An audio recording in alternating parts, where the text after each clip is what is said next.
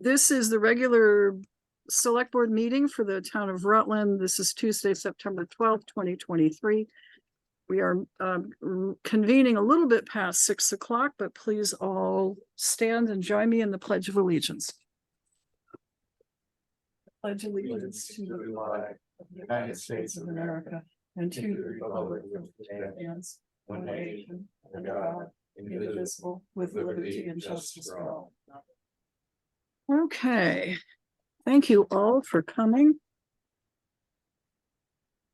We'll start with the approval of the select board minutes of August 29th. Move to approve. Second. Motion's been moved to approve. The motion's been seconded. Discussion, additions, deletions, corrections.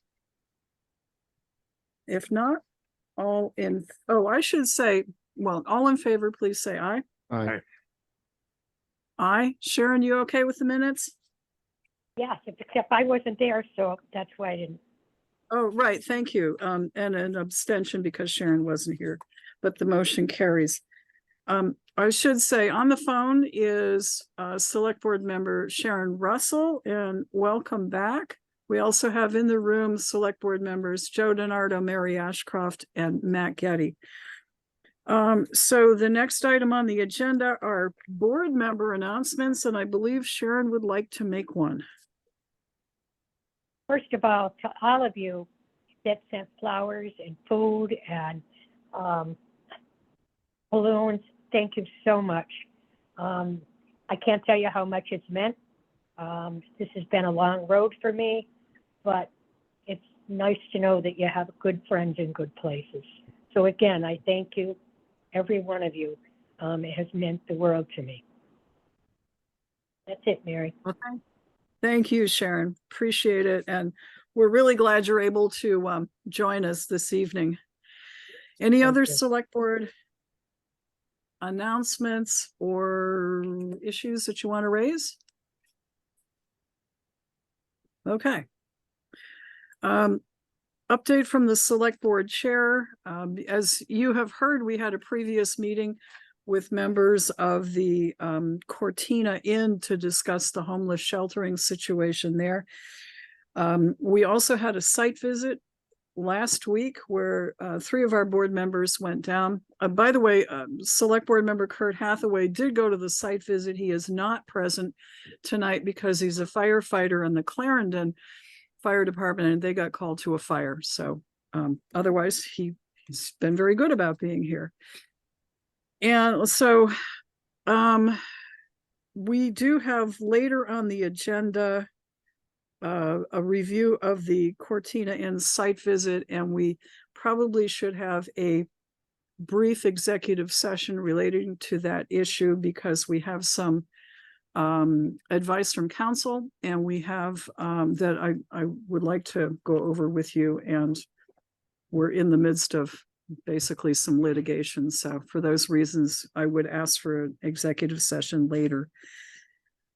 And then the Circle articles are due September 15th. So those of you who write articles, and I hope many of you do, please try and get your, Keith, you're accepted. You have your own publication you write for. So the rest of department heads, please do consider doing an article for the Circle. Okay, are there questions from the floor or public comments? Paul? No, I was Yes. just here. I was late for I saw it on the agenda that there was some discussion about the walkthrough, Yes. but I was just listening to some of the comments about what they were talking about. Okay. I have a concern, as you do, regarding what's going on down there. So. You may want to take that extra copy of the housing report. Thank you. Might be useful to you. Okay. Any other members here in the room who have public comments or concerns they want to bring to the select board? Not in the room. Up on the screen, is there anyone who is zooming in or calling in who would like to raise any issue not otherwise on the agenda? Yes, Mary. Hi, Don. How are you? Good evening. No, I was I was wondering whether you were going to get to any public input on your previous meeting, since it was a public meeting, but I know you were time pressed because of the regular select board meeting, but I just wanted to emphasize how important the statements that Joe DiNardo made were to that meeting. Obviously, they didn't answer the question, and they should have answered the question right here, right here, excuse me, at that meeting that you just finished up. They should have answered the question as to whether they were going to honor the agreement that his father-in-law made as an owner of that building with the town for $22,500 a month for every month that the voucher program continued. And I don't know why they weren't pressed to give an answer to that question right there at the meeting, because that would have obviously been the best way for them to put their positive and progressive foot forward if they intend to do that. If they don't pay that, I think their disingenuousness would be established right then and there. It's not a small amount of money, and it's not an unnecessary amount of money when, even though our police force is stressed, we need to have that overtime money there for either our own force or extra forces to deal with the problems that are down there. So I don't want to take up any more of your time, but I just think that we can't let this thing slide any longer. And obviously, I would recommend that be a subject, if it isn't already on your executive session agenda with our lawyer, to press them for the back payments and the continuing payments up until they end the program. And furthermore, Okay. since Joe had established with them, this is a voluntary program. And since they are the ones that are volunteering to take these people, then they are volunteering to take the problems, and they are therefore responsible for taking care of those problems, which they agreed to do with that payment. So I think it's incumbent upon them to honor the agreement and not use a transfer to a son-in-law to avoid those payments. And that's all I want to say. Thank you, Joe, for bringing that up. You're welcome. Okay, thank you, Don. We appreciate your comments. Okay, any other public comments? If not, we'll get into the agenda. Marcia Chaffee, Town Head Lister. Hi, Mary and the rest of the board. Really not much to report now that the grand list has been lodged and the tax bills have gone out.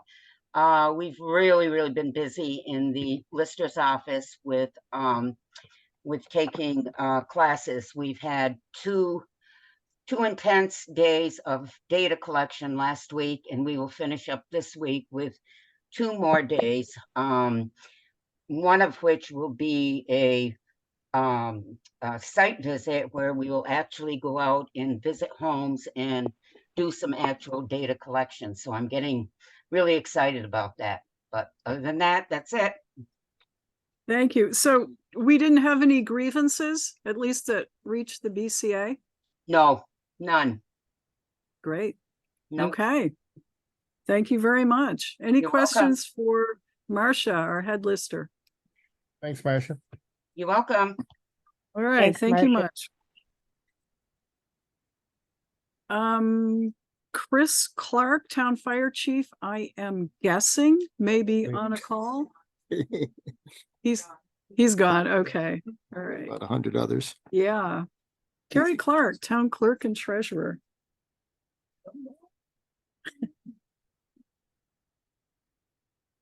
It was like a roll call, Mary, when the dispatcher was calling them out. That- It might have been easier to call the who they didn't. Yeah, call. yeah, stay away. Hi, Carrie. How are you holding up? I don't know what day is it. Where am I? Oh,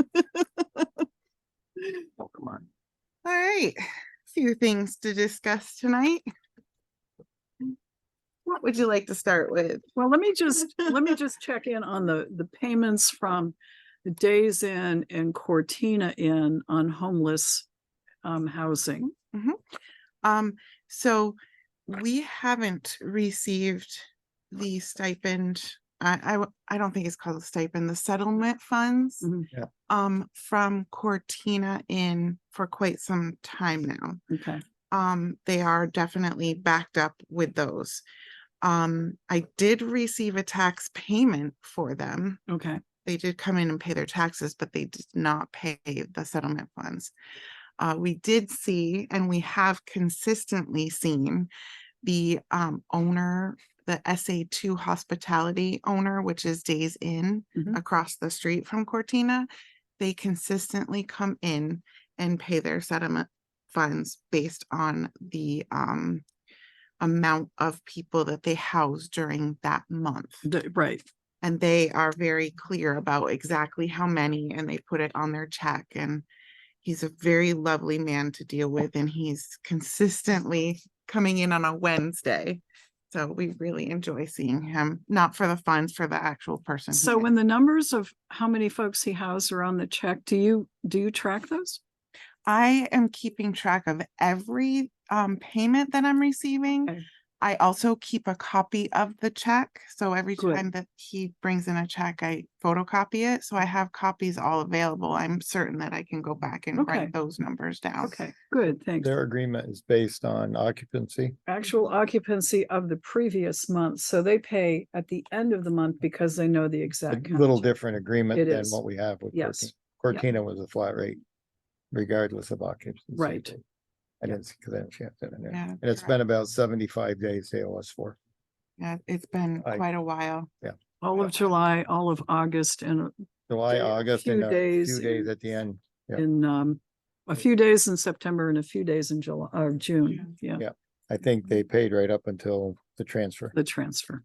Oh, they, And they And then figured it got out by that day. in. They figured it out by day Mhm. and paid you, I think, 29 days or yeah, 28 because days. that last prorated payment it. was what, 21,000? Yeah, It wasn't they the full prorated 22. it. That's Right, right. yes. Yeah, That's it right. figures out to $750 a day on a 30-day month, so they just deducted the number of days he didn't own it. Hmm. It's not hard to figure out the game. Okay, thanks. Sorry to interrupt you. Okay, No, that's important. Very important. now your other stuff. Okay, well, let's see. Today's the day after the first tax installment. We made it through, barely. Roughly 95% of those first installment taxes were collected. Saw a steady stream of people in here doing that. So I'm pretty confident we're back to what we were pre-COVID before I came. I'm pretty sure that people are back to whatever way that they felt comfortable paying. So Mhm. I will put it out there that I will be putting in the paper and other means necessary that I'm looking for my third person once again. Good. That's hoping to get published this time by the end of the week. Felt it a lot during this tax installment, the fact that we were down a person and needed some extra help. Felt it a lot. So that's where we are on taxes. Our new phones were installed. Okay. And the system is wonderful. It's clear and crisp. We haven't had any calls drop on us. Did you have a phone? I don't have a phone. used to have a phone. They took my phone away. Don't just take it saying. personally, Mary. Give it to Marie. Fine. We're still working out some of the bugs to just try to work it easily. But other than that, people should have no problem calling in anymore. So we're happy to report that. Good. Let's see. There's so much to talk about tonight. You and I had a meeting. We did. Do you want me to go over some really other quick things before we Yes, talk about please. that? Yeah. Okay. So I'm gonna post for the third person, new phone systems. Let's see. So I am now very close to offering the public the option to pay their taxes through ACH payments. And I am saying this publicly because I was just on the phone with our bank representative, and that's the last piece that we're working on is the actual file that I'll need for our bank. Nothing that you guys have to worry about, but he was actually wondering what the interest would be, like who would be interested in signing up for that. And we can certainly start the process by not knowing how much money would be kind of like the goal for the file. But I just wanted to say that this option is going to be available, and I'd be happy to answer any questions for anyone that is interested in knowing about it. We do have a consent form to fill out, and that will pretty much explain the entire process and all of its confidentiality purposes. So call the office with any questions, and I'll kind of get a feel of who's interested in that option for their Okay. tax payment moving forward. So I'm excited about that. That's A a lot great of option, wonderful yeah. things happening soon. And then so among that is talking about our digital record contract. I know that that's one of the things we need to discuss, which is Yes, longer. indeed. And you and I did have a meeting with I'm drawing a blank. Vermont Bond Bank representative. Thank you so much. Like I said, where am I? And that's the other thing that I had on my list to talk about, two lengthy things, so I don't know which you would like. me to Okay, well, choose. let's take COTS first. I think in your packet you have, there's a, Pages, the COTS. books. Yeah, I know, a couple of books. There's a short book and a long book. What's the difference? Our attorney has reviewed this, Kevin Brown. This is for digitalization of our land records. And our attorney has reviewed it, made some changes which were accepted by the COTS folks, and then has sent it down for our consideration. So So Kevin's been through this. Kevin's been through this. I know there was a discussion Was. 2 weeks ago. There were some things that you wanted to get cleared up. Are you happy with what he did? Absolutely. So he and I had phone conversations.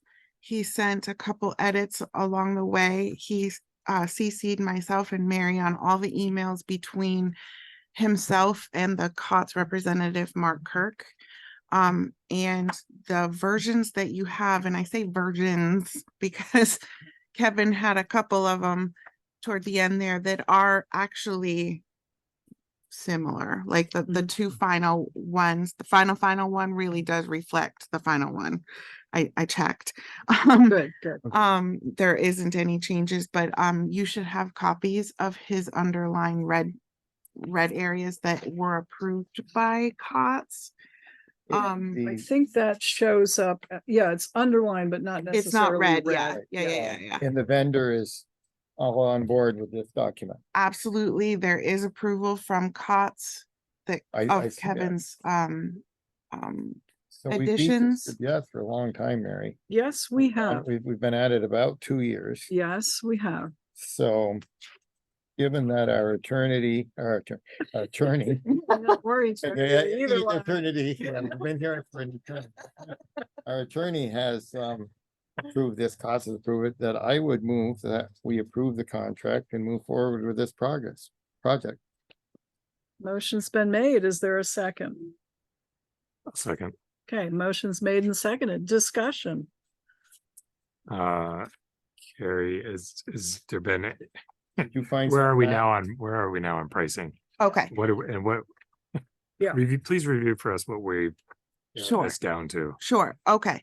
So, the best that I can do on my brain power at the moment is, so we've decided on starting with a small chunk of our land records to move forward. So that means that this contract is asking, is providing us with a quote for digitizing our land records and index that is from 2014 to current. And that includes all of the current books that I've done. So I'm up to book 231, and he has that in the contract. Okay. I do not need the 2 workstations that he has provided quotes for, each of them around or above $5,000. I do need the scanner, which is the thing that you put the land records in. But that's included with the installation. So taking off, and I marked it, it's on page 23, the 2 workstations. One is called a search station and one's called a workstation. I don't need them. They're essentially computers that we already have. One is 5,700 and the other is 4,500, almost 4,600. That will save us right off the bat. So in those, in the original, I should check, do not purchase and That's do not correct. purchase. Okay. That's thank you. correct. There are, so that is what this contract is for. You have a larger contract for Record Hub. This is the online software that everybody uses. This smaller one that is called Historical Land Records just tells us what he's doing within our land records, which is what I just said is 2014 and current. Okay. He kind of goes over like how many books there are and such. But certainly they'll assess it. I believe we write them out a check for half of the amount now, and then after they're done, half of the amount or the other half later. And then we have a monthly upkeep of Record Hub. That's the online portion of it. And that's kind of like a subscription. Okay. So that's what this is. That's why one's longer and one's shorter. We are doing both eventually. Both of them, they are one, They are one. basically. Okay. Because one is saying, let's do Record Hub as that piece that you sit down at the computer and you log on, and that's your portal. Right. This is telling them, the shorter one is that Rutland Town has a ton of records, but they just want to do from 2014 and forward right now.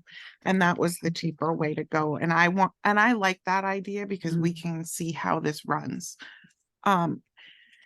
Aside from that, I did reach out. Kevin wanted me to reach out a couple weeks ago. Gosh, I don't even know when it was, to Bristol. Specifically because number one, he lives in Bristol and Right. he goes to that town Mhm. hall, and they have this, and it's just another town that's similar to ours, to see if they enjoy it and if they've had any problems. I did write that in there.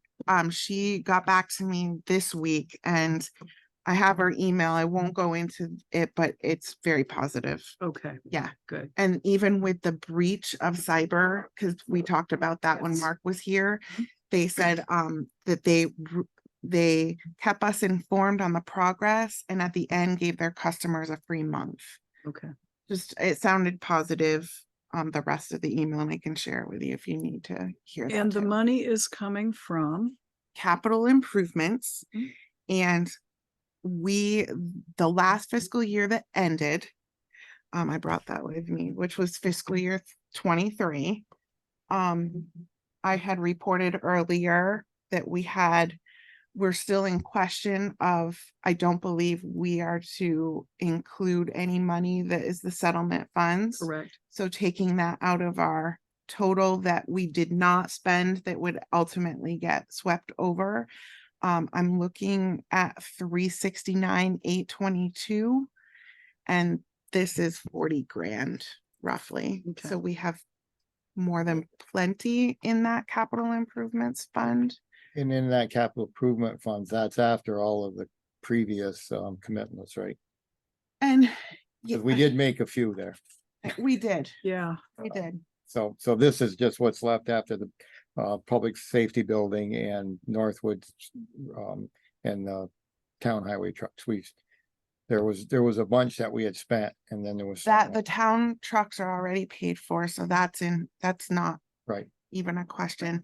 Are you talking about the bike path? the bike path. That's already paid for too. And then there was some money allocated toward the public safety I building. think they were the 2 previous years.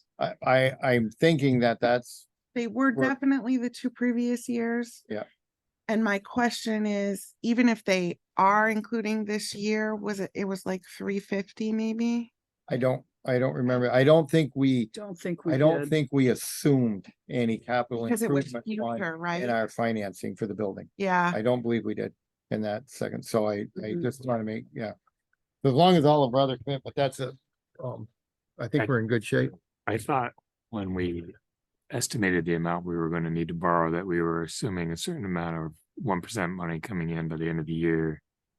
Well, it's capital improvement money, not 1% per One- se, but once it gets that's flipped where the over, excess right. ends up But going. that's the number that we've got here, so I'm wondering I- if there was Yeah, I just of don't, that.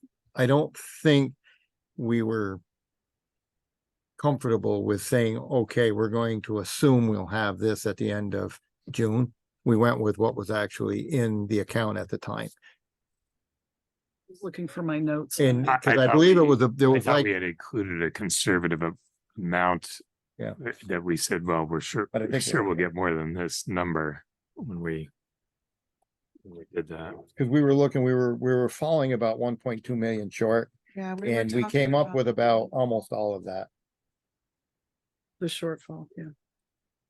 And that would be It- where on a spreadsheet somewhere. It is on and I was just looking in here because I usually carry it Is that around the with- same one that we were looking at when Probably. we were having the Yeah. meeting? Yes, That's in a separate pile. I think, but I do believe we anticipated we just, using only monies that we had in hand and nothing.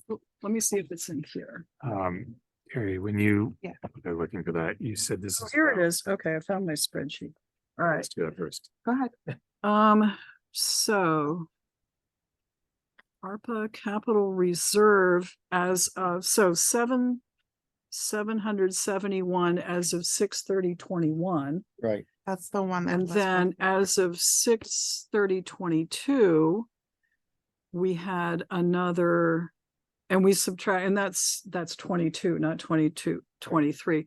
We had subtracted out the rec bike trail from that, the highway trucks. So the balance left was 543, 599. So that's from the previous year. Yeah.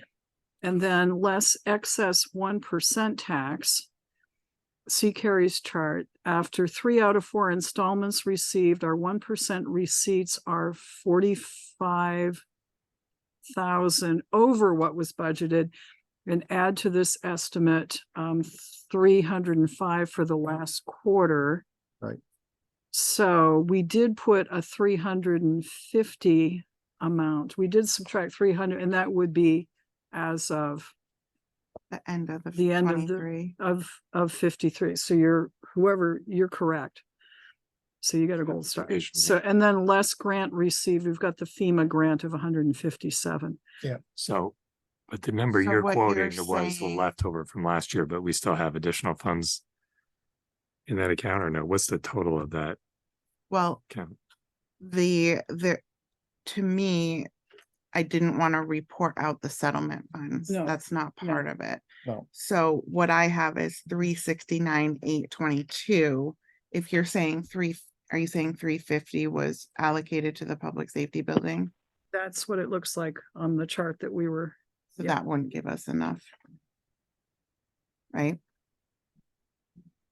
that's what it looks like.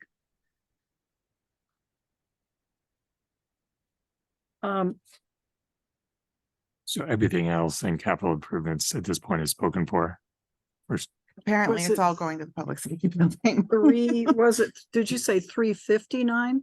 In what's in capital? 69. 369 is what we're sweeping over from the fiscal year 23.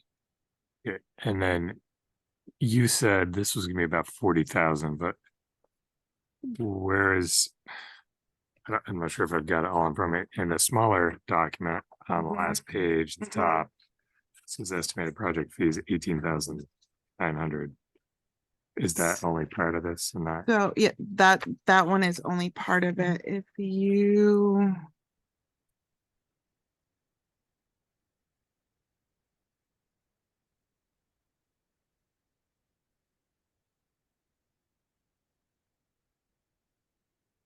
Oh, page, yeah, there was a 22? 20 something thousand page 22. right here.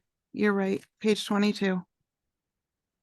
So it's an Oh, 21,985. This is for Record Hub. So if you add 21,985 and 10, I mean 18,900.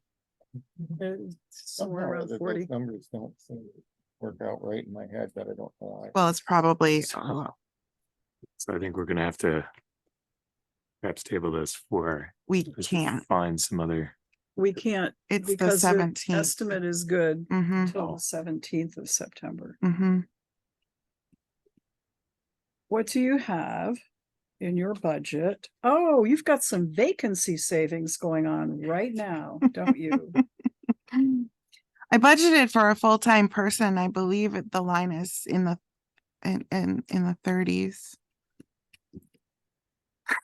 Yeah, no, but that's, yeah, Yeah. I know. Uh-huh. And also, are we going to do the downstairs this year? Because we budgeted 40 in That's that true. line. Part of that will probably come in.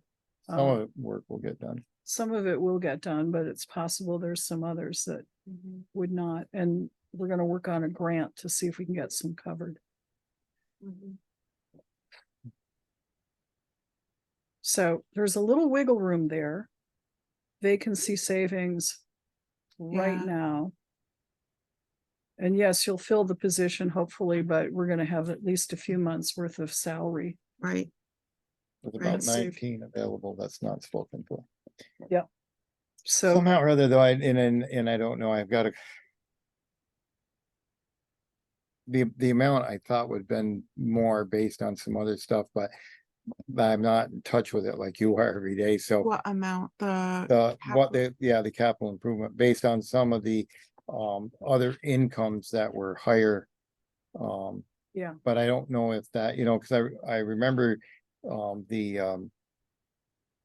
if it was the delinquent taxes came in higher, way higher, and yeah, it's all figured in there. yeah, because I thought you said that was, I forgot what you said, the delinquent taxes were a couple of 100,000 more than anticipated. Yeah. And then we had a 300,000 more, but we must have had something else that took some of that. We must have had Think some so. overtures in a budget or something that Oh, We I think we did. somehow or other, because in my mind, I added those numbers together and I came up with like a 500,000. But then there was somewhere we spent about 130 for something that I wasn't, but your numbers, and I don't know why I was thinking it was more, but I don't know, we're in kind of a, if we want to honor that contract, we can, if we approve it, but we're gonna come up short somewhere. If you use, there's approximately 19,000, we made 350 commitment. And there's 369, so there's 19, so we're about 20,000 short. I mean, if we use it out of the building maintenance, it's not the end of the world. And, And a little out of vacancy savings. yeah, I'd rather see her hire somebody right off Yeah. rather than struggle with short one person, so. But so we've already, What do you do? So we're in a new fiscal year. Mhm. Do you? Is it best practice or not to anticipate funds that may or may not happen, like the local options tax? I would stay away from that. yeah, we've already sort of estimated it. We for went the up, we purposes of went up setting to the tax 1.2 rate. from 1. Yeah, There's a chance that by this time next year. You'll have a puddle again, but you You don't never know. know, There's no, right. and I was Never know. surprised that we would have spent anticipated, but actually we spent money that you already had. Theoretically, toward the public safety building, so. I mean, I'd be okay with using the 19 that's left. We've committed 350, am I correct, Mary?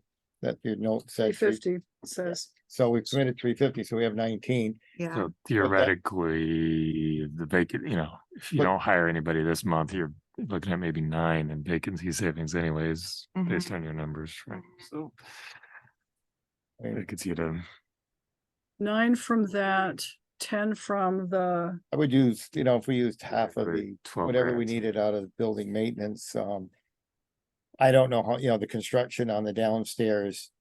We've got all the legwork started, and then we'll just go from there if we have to just see if we can get a grant. see if we can get it, we'll put that on pending on a grant and have money. Once we get some numbers on the project, I mean, obviously the 40,000 isn't gonna I figured the downstairs remodel is between 250 and $500,000 probably to Oh, do it yeah, anyway. It's a good start, though. It's gonna be, the 40,000 was more for architect and design work, so we've got that started. If we have to just put that on hold a little bit, it's not the end of the world. We're not into the construction phase yet. Yeah, no. We need to have about 10,000 in the building maintenance for the day-to-day stuff that goes on here. Is that pretty close, Bill? 10, that'll cover everything we're doing, right? We're usually like in the 15 range for. 15, all right, so we could use some. We haven't spent any of it yet, I don't believe.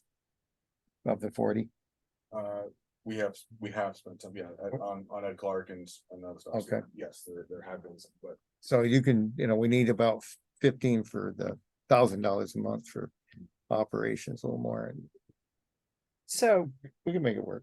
the pending motion is I'd to move approve on. the COTS contract, Okay with it. right? And I think we've got some possible places to take it out of, but not. Well, a little bit out of the capital fund. Yeah. Sharon, did you want to weigh in on this one at all? Oh, it sounds pretty good to me. Okay, That we all covered right, this. so if there are no further questions, I'll call the question.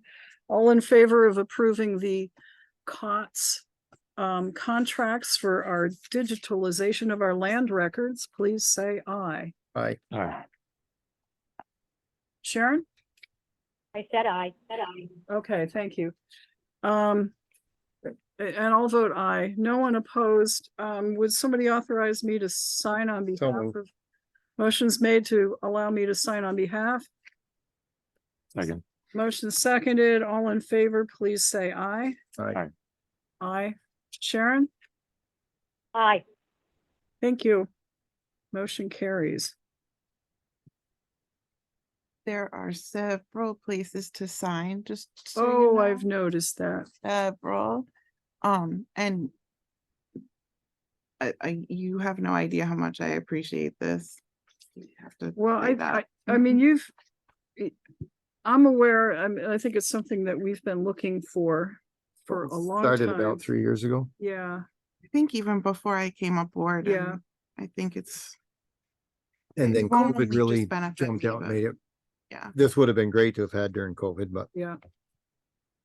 thank you very much. I would prefer having this than COVID again, so we'll Yeah, just me too. do away with the might get pandemic. both. So note to all department heads, don't go looking for the capital construction fund because it's not there. Sorry. Everybody got a little piece of it That's when you right. think about it, That's right. right? Highway, What is today? Today is the 12th. Okay, so that's the short version signed. I should have, next time we'll authorize the clerk to sign. Not a bad idea. Okay, so, The last thing is what we talked about Okay. in the meeting. yeah, Maybe I'll let you, when you're done, summarize that, just because. okay. You can talk Well, numbers and. I get it, yeah, okay, so we met with the Vermont Municipal Bond Bank to gather information.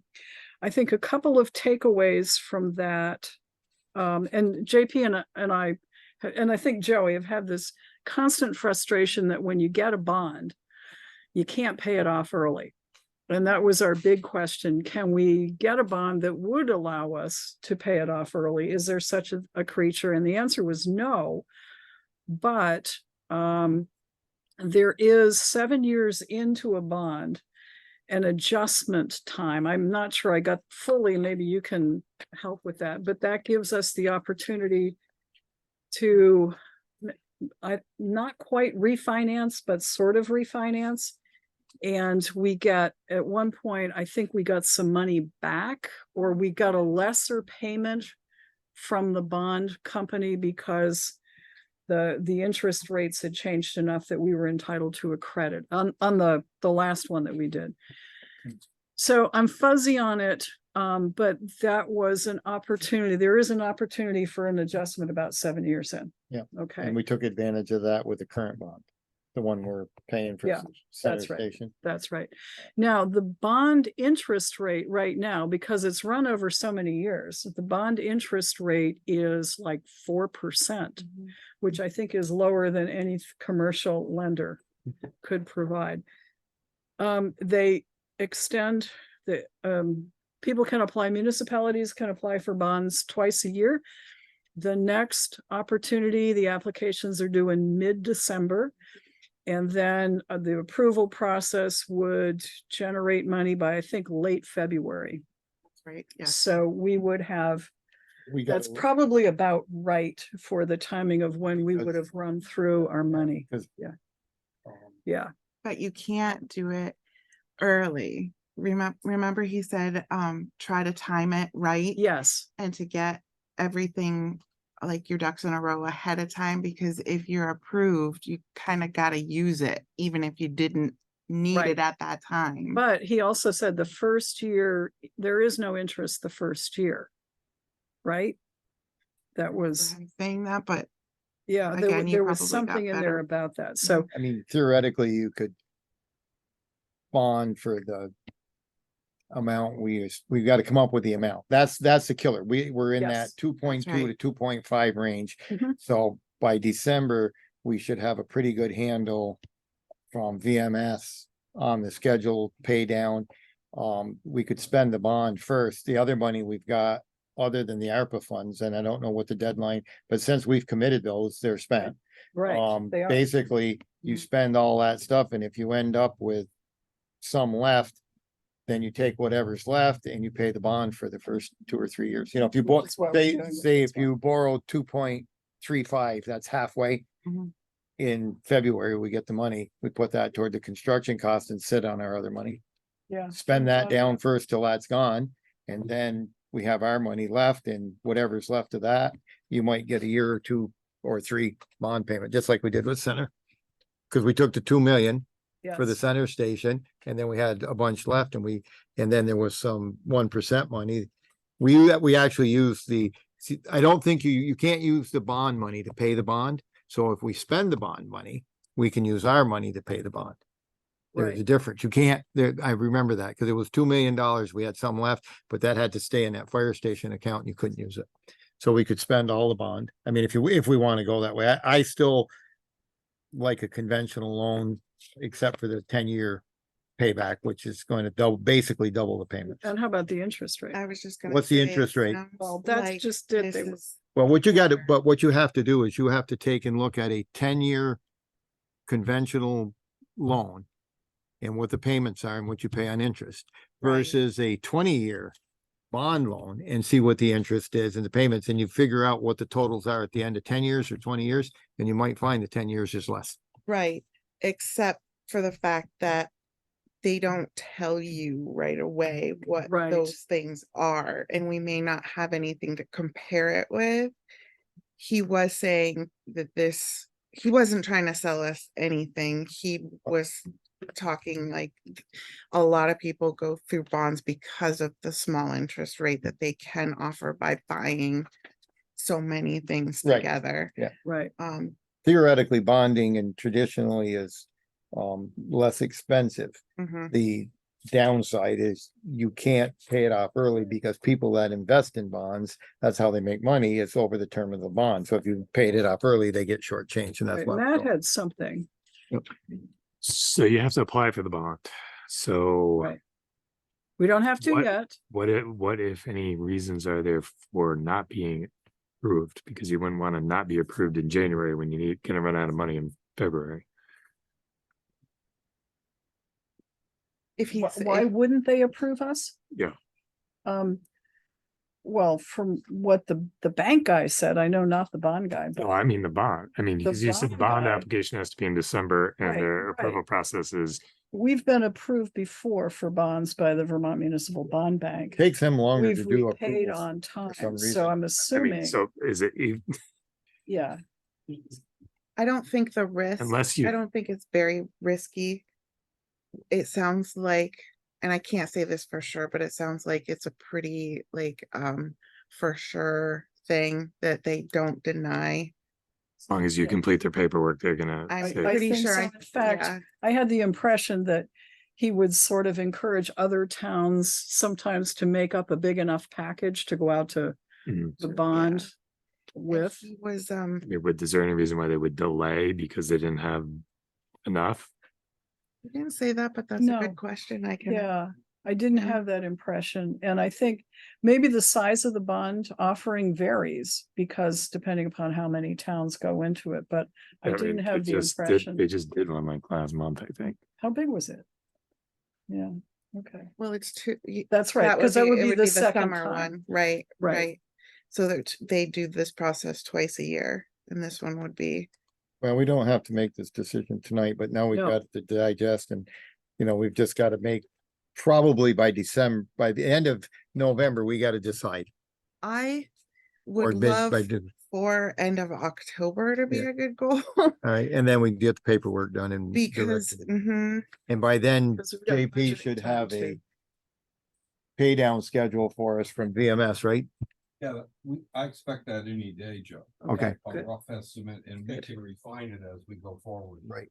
Yeah, we really. That need was to- what we requested, was a pay down, and Right. JP is gonna get that for us and get that to us, and then that'll help you because Those like I are- said, I don't know how far the 3 million we got's gonna go. Right. We're gonna have to know what the payments are when we do the budget, so. we can't Yes, wait that's till right, End of the year to that's right. figure this out. So it's Right. all gonna come together within a month Really or quick. so, I think.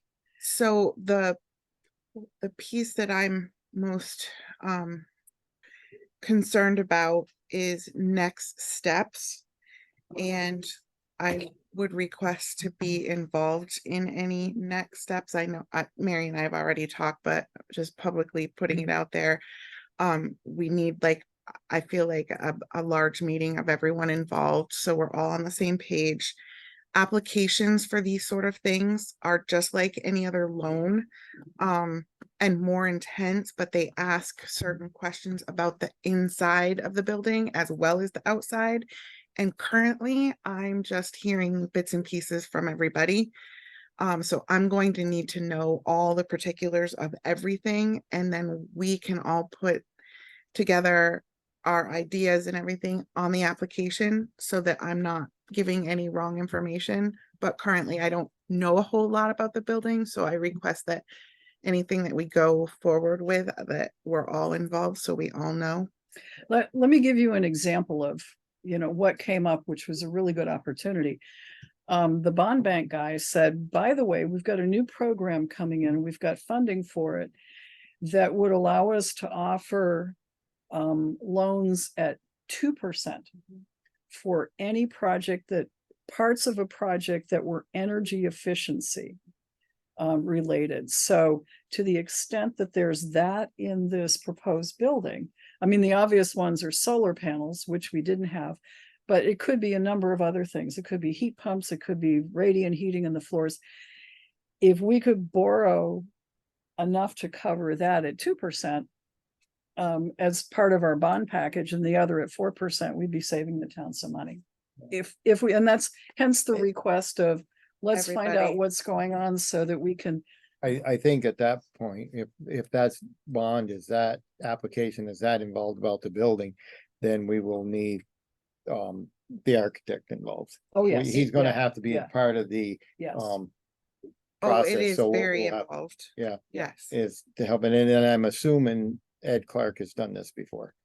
oh, yeah. It's yeah. not his first public building, so No. we should be okay there. We should be able to get their cooperation with no problem. And anything we need, we shouldn't have any trouble, so I guess that's all you can do now, is just, we just, It's information gathering time and ultimately decision time about which way we go. Yes. And it's the capacity of our taxpayers to, see, there's gonna be an increase in taxes to pay the bond payments or the borrowed money payments, and we need to decide what that capacity is. Yep. So there we are. so. Okay. Yeah.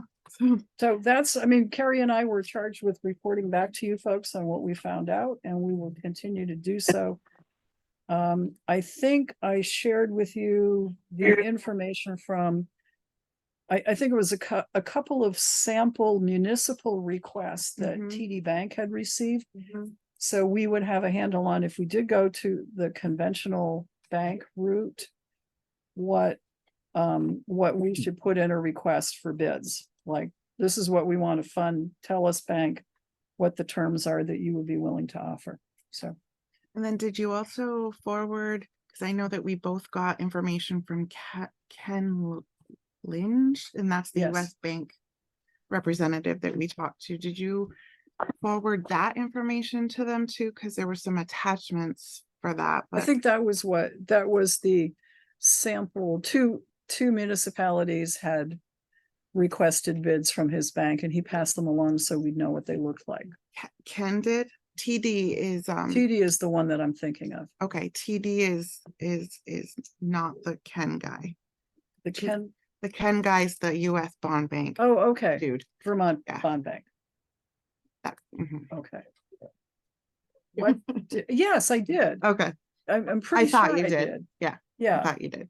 um, So they should have two pieces of information that we also have. there were schedules of if we borrowed so Yes. much for over 20 years and at 30 years. Do you remember receiving them? Because I'm pretty sure I sent them around. Nobody's making eye contact, so I that means know. I probably didn't.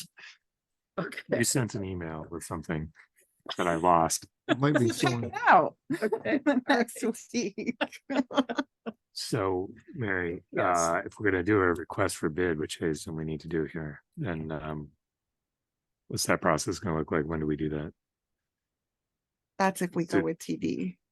Well, that's Yeah, if we no, go no. the conventional bank, because TD may very well not Right. bid on something like this. We would want to get it out, would we not, in order to have Compare. something to compare the bond to? That's right. So we probably, is there any reason why we can't go ahead and do that in the near future? If we have decided that we know when the payments are due and when our start date on the borrowing is going to be.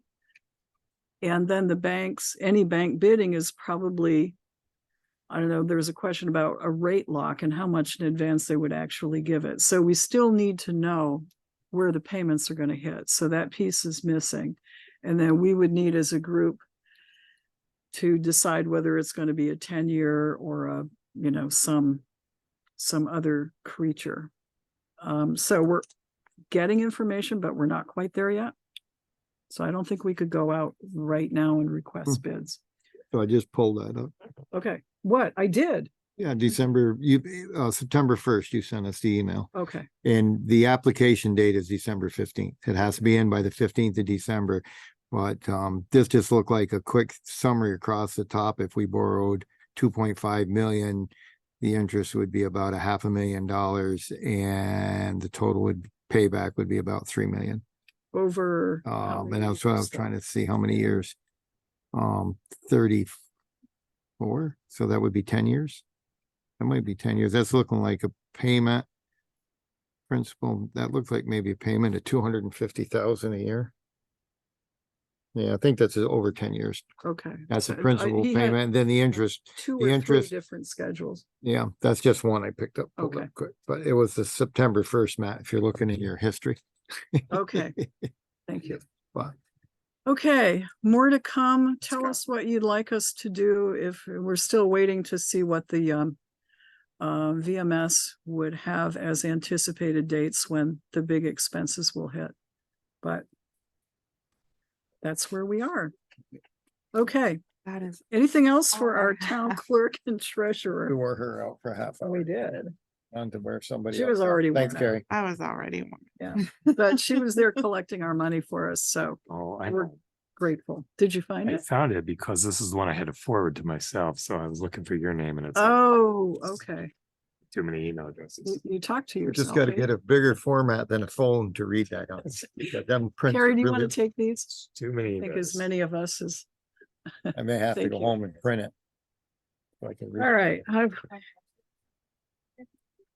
think you Well, do. you sit down and look real quick. Yeah, just- sure. All right. There you go. Or go home. I would go home if I was So- you. So back on schedule, Mike Delahanty? No, Mike. Okay. Ed Dumas, Town Police Chief. Oh, I didn't circulate the minutes to be signed. Oh, darn, we don't have. to.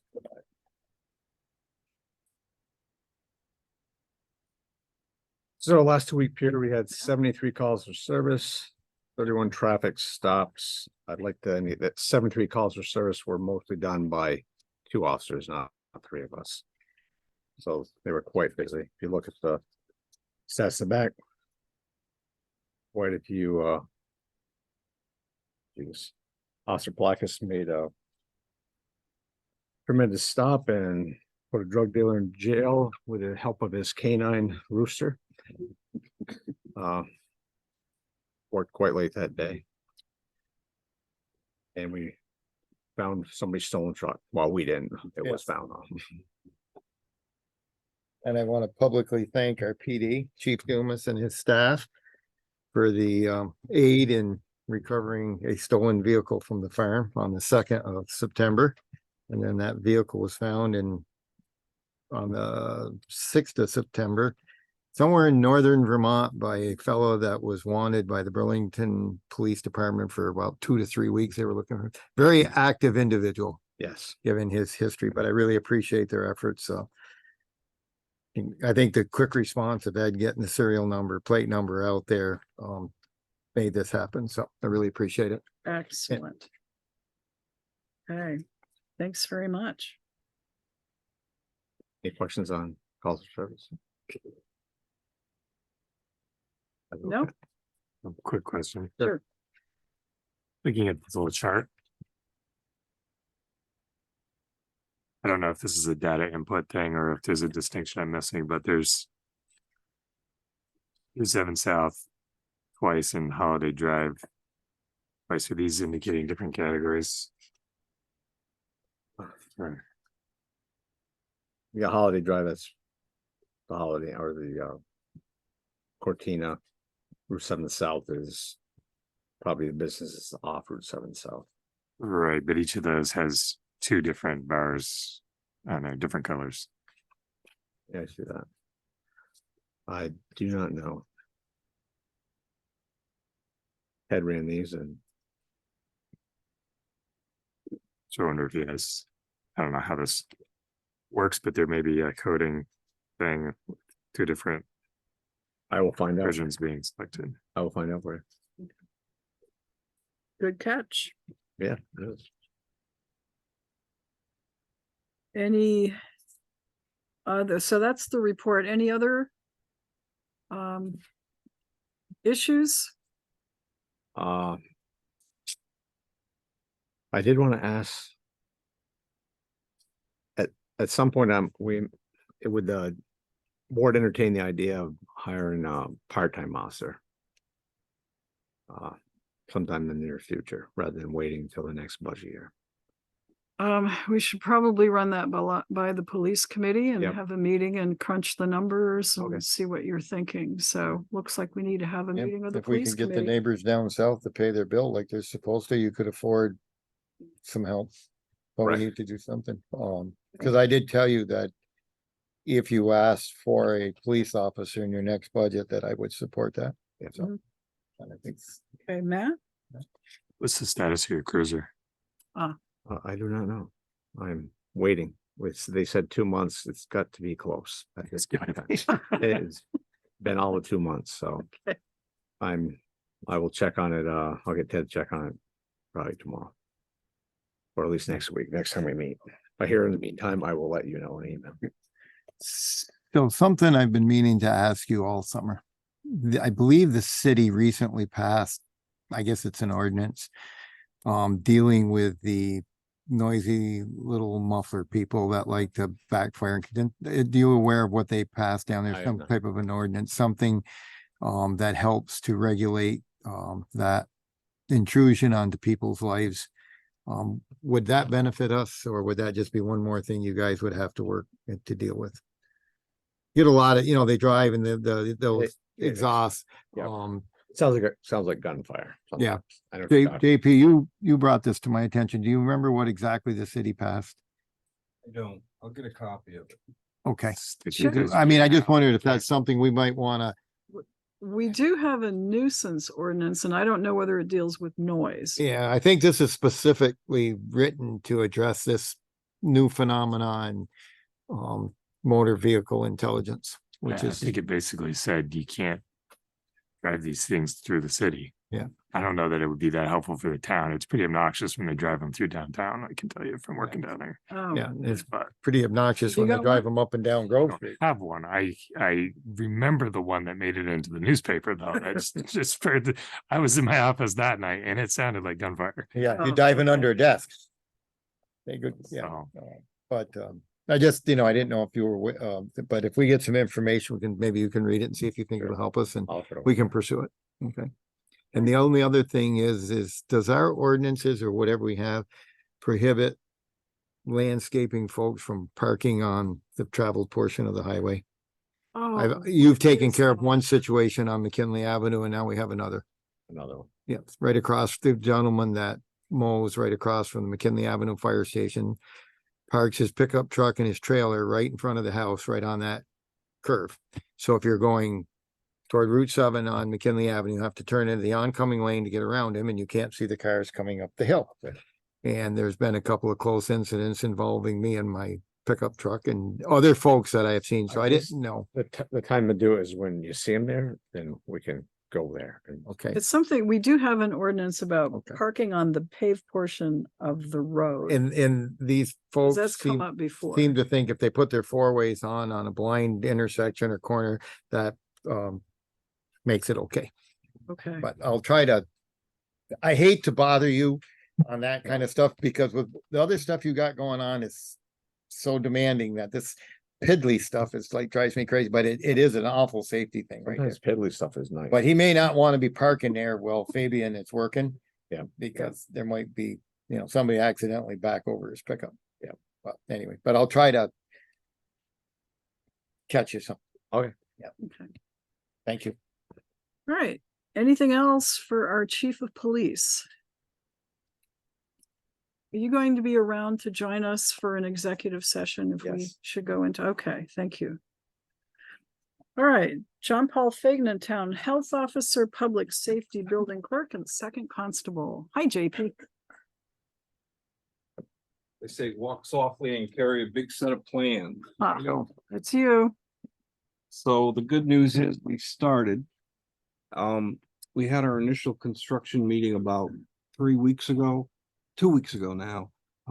And the estimate is 1 year. So Okay. 1 year from now is when we anticipate occupancy of the building. Really? That's a little better than the earlier estimate. It I is, heard. it is, Okay. because some of the subs have been able to tighten up their commitments a little bit more. The thing got, as we had to go for the second vote Yes. and subs were looking for work and other things as backfill. Well, all of that's starting to close out now, so we're in a much better position. The building is down except for the tower, which will be coming down tomorrow morning. Okay, The lot looks so small without a building on it. You gonna go video it? Yeah, I've been taking still photographs and, maybe I could, with your permission, I'll submit them to the Circle or something so the Sure. townsfolk can see the Or put put it, 'em on the Facebook progress. page. and- upload yeah. them? We were issued the final construction drawings were issued. Good. They're extraordinarily detailed. Okay, And so I did a hypothetical on myself today. I said, well, what if somebody asked me what the wall coverings are gonna be? I know you're probably not interested in what the wall coverings are gonna be, but you can drill down in these plans and find out, because they're gonna be bulletproof. You can find each layer of construction of the walls, including the gypsum board that's gonna be the exterior of all of that. I mean, this is probably twice what we had available for center in terms of detail, That looks specification. thicker than. Yeah, it's really, I mean, they've just Hey, done a tremendous You job. understand those pretty well? I'm working on it. I mean, it's I a know language somebody, I unto know itself. somebody that will assist you. That's done this for about 40 years Ah, Okay. and has recently retired. Yeah. That might give you, and a whose you know, if truck there's, was returned? he may help you with it's something in there that if you don't want to go bother them and you want to understand something or what it means. Oh, no, I I'm know- at the site every day. I so know, but I'm just, if there's, if there's something in there, you could probably get some assistance with reading those. Well, plans. let me start with, if you could, check and see what energy efficient I will. things in that might qualify us for Yep. that low interest loan. Yeah. Sure. So I see on here, Mary, that we have a request or set up a meeting. Is that something we want to do, or is that something that's out there? I know an email was sent out and Yeah, we got a little out of sync here. everybody was, and I think to Carrie's point, she was hoping for a meeting that pulled all of the principals together to toss some of these things in and keep an eye out for grants and chiefs. Do you have any questions about what you're planning for your space? And keep us in the mix, because we've got to find the money to pay for all of this. So that's what I was thinking when I put out the request to set up a pub. But you guys tell me whether you would find that useful, Well, and at what point you would find it useful. I think that if we need some specific information for the bond and we need Ed's assistance, and that's what we do. I don't know if we need an update on the progress of the project other than what JP tells Yeah. us right now. I think we're good with that. But can you run that by Ed and ask him if he can have input into the bond process, Sure. I mean, as if far as- because there's people out there that do this every day for a living and they can help us through, I know Carrie's a little rattled because she's never done one and it is probably detailed and intricate. So if they can help us with that.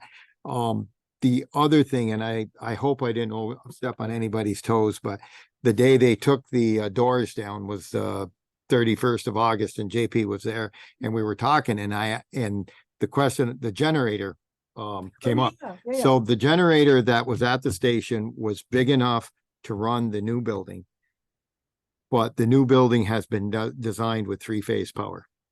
I am assuming it's for the fire pump. That's why they added the 3-phase. We haven't quite got it. But at some point though, we'll get that explanation. It just kind of bugged me a little. But anyway, so the generator will no longer work. So Is that what's sitting down at the highway garage? so Dave came and confiscated it. He said it's mine now and he left with it. But but the highway garage now is a fire station and it requires power. So they will be getting that hitched up and it's the automatic generator and that'll be there for life. So the So it worked out very well. highway committee snagged on a generator. eh? Well, actually, it was, really like, where's this thing going and who's doing it? And it was one of those things that nobody seemed to know where it was supposed to go. And as soon as it was determined it wasn't going to work, we found a home for it instantly. But in that conversation, this is the Emergency Operations Center. And at the intersection of State Place, which is to the State Police, and McKinley Avenue, is a pumping station for the sewer system. That pumping station belongs to us, right, Bill? It does. And it is powered from power there. Well, in the event of a large scale like ice storm or no power, that's going to be useless. So I said to JP, has there been any thoughts or was there anything in the plans to energize that from the new building? So he did some research for us. And subsequently, they will add, or we're working on adding a couple of pieces of conduit into the electrical thing. So that generator needs to be powered from the station. So that in the event of a large scale or any scale power outage, it'll be covered by the generator at the new building. And so, So as part of this project, though, they'll be laying 2 extra 2-inch conduit. They'll daylight from the control room in the building under the parking lot, and the trench is going, because the power is moved from the west pole to the east pole now on there. right, They go right on, and then they'll be left, and Right then there. that powering of the sub will have to come later. It's not later, yeah, part of this that's job. not part of the job, but, Right. but the conduits will be in the ground. It's Okay. just one of those things that you don't think about. And then You know, we get a new building and we have to tear up the Yeah. new Right, you parking got- lot in- and lay down some. in, power. we didn't think cutting a 3-foot trench across a brand new paved parking lot was, and actually you'd have to go around the building at the time because you couldn't go, because this will go under the floor. Right. We'd have to go all the way. So it was just something I brought up and Well, I think you did it right because you brought it up with our clerk of the works who could go and then. right, I do the didn't talk to, stuff, So, but and that's the way we should make sure we Yes. operate. Everything we want from them, we go through JP, and whatever they want from us, they go through JP. And that way there's only one point of contact for everybody. JP, would you be willing to set up a briefing for the 2 chiefs or however deputies they want? So they understand what the innards are Sure. going to be. Good, Yeah, thanks. they were so involved in developing these specs. Yeah. That they probably know more about it than I do in terms of the technical. I mean, Teddy's all over the bulletproofing and the glassing and all of that. And so, but yeah, sure. No, we stay in regular contact Yes, please. as it develops. Yeah. Right. Matt, So what I got out of this conversation is that Dave just got a capital improvement. He probably wants to issue a gratuity from his budget to the land records project. what a great idea. He probably didn't realize it, but it's But dawning he's on him charging now. it, but he thinks about charging rent to the fire department for how many trucks? 4. You got 4 trucks. They got 4 in there and gave you 1 bay Wow. still. Okay, How's so that maybe that's not a great idea. It works. Good. We'll live with it. I saw I that. was told that it was $50 for that generator. Oh, yeah? willing to Pay the $50. Okay. We'll take Oh. it. Gary will take it. I told him they could store it at the farm. Wait a minute. Anyway, but I thought that Alright. worked out. Anything else for John Paul? JP, do you have any updates on the Cortina stuff or anything that you didn't want to bring up earlier that you'd like to tell us about? Are you all happy? Yeah. Are we handling this Happy may okay? not be the word. Would Or you as good like as to can- join us? Would you like to join us for our executive session? If you'd like me there. I'm sorry, I have no confidence in their credibility. Me neither. Understand. 0, I'm just- Yeah. less than 0, -0. Yep. Was there an event or something at the Diamond Run Mall today? The old mall? G's parking the cars there because they're paving their parking. Okay, Okay. All right, because at about 2:00, there was a mass exodus of cars coming out of there, and I was thinking, did I miss something? There's a lot going on there at 5:30 in the morning too. Oh, I bet you.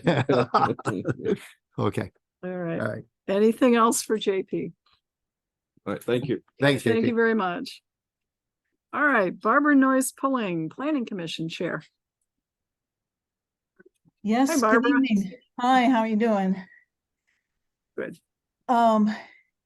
So a while ago, quite a few months ago, we talked about the Planning Commission looking into river corridor regulations / ordinance to help with to get the town more money from the state when there are disasters that are Yep. declared.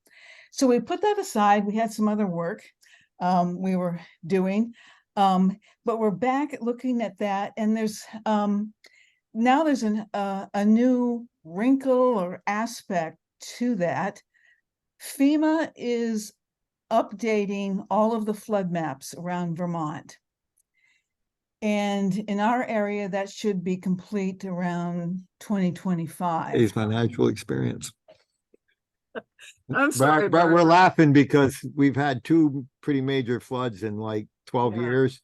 So now they're probably basing them on actual experience. Yeah, I'm thinking supposed- horse barn door thing, yeah. Yeah, there's supposed to be better maps. The last maps were done in 2007. So, yeah, they The horse is should be underwater. better. Yeah.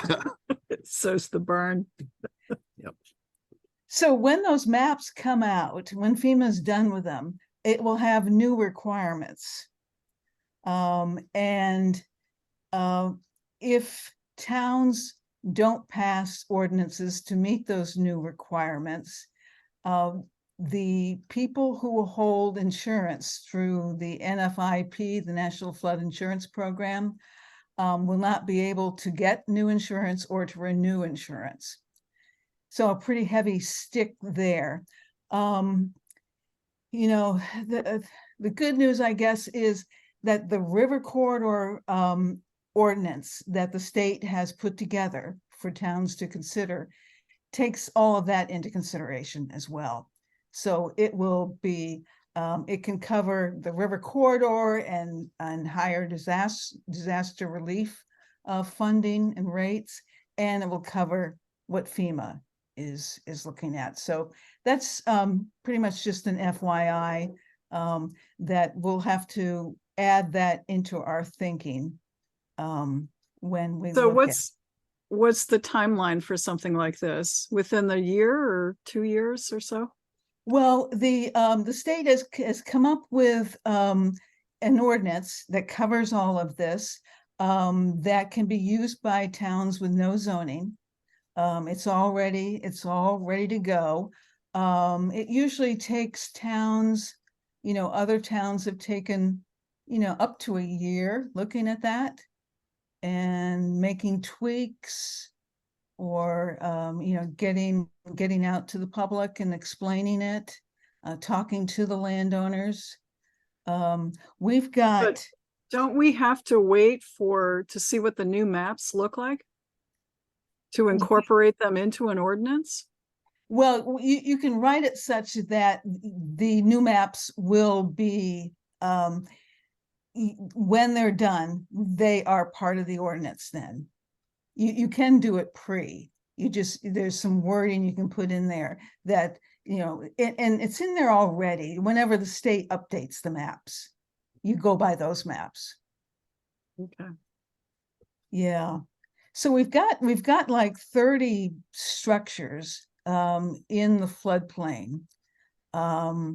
And I forget how many are in the river corridor. Some of those are state structures and, so they're exempt. And then there's like the hydro stations and that sort of thing.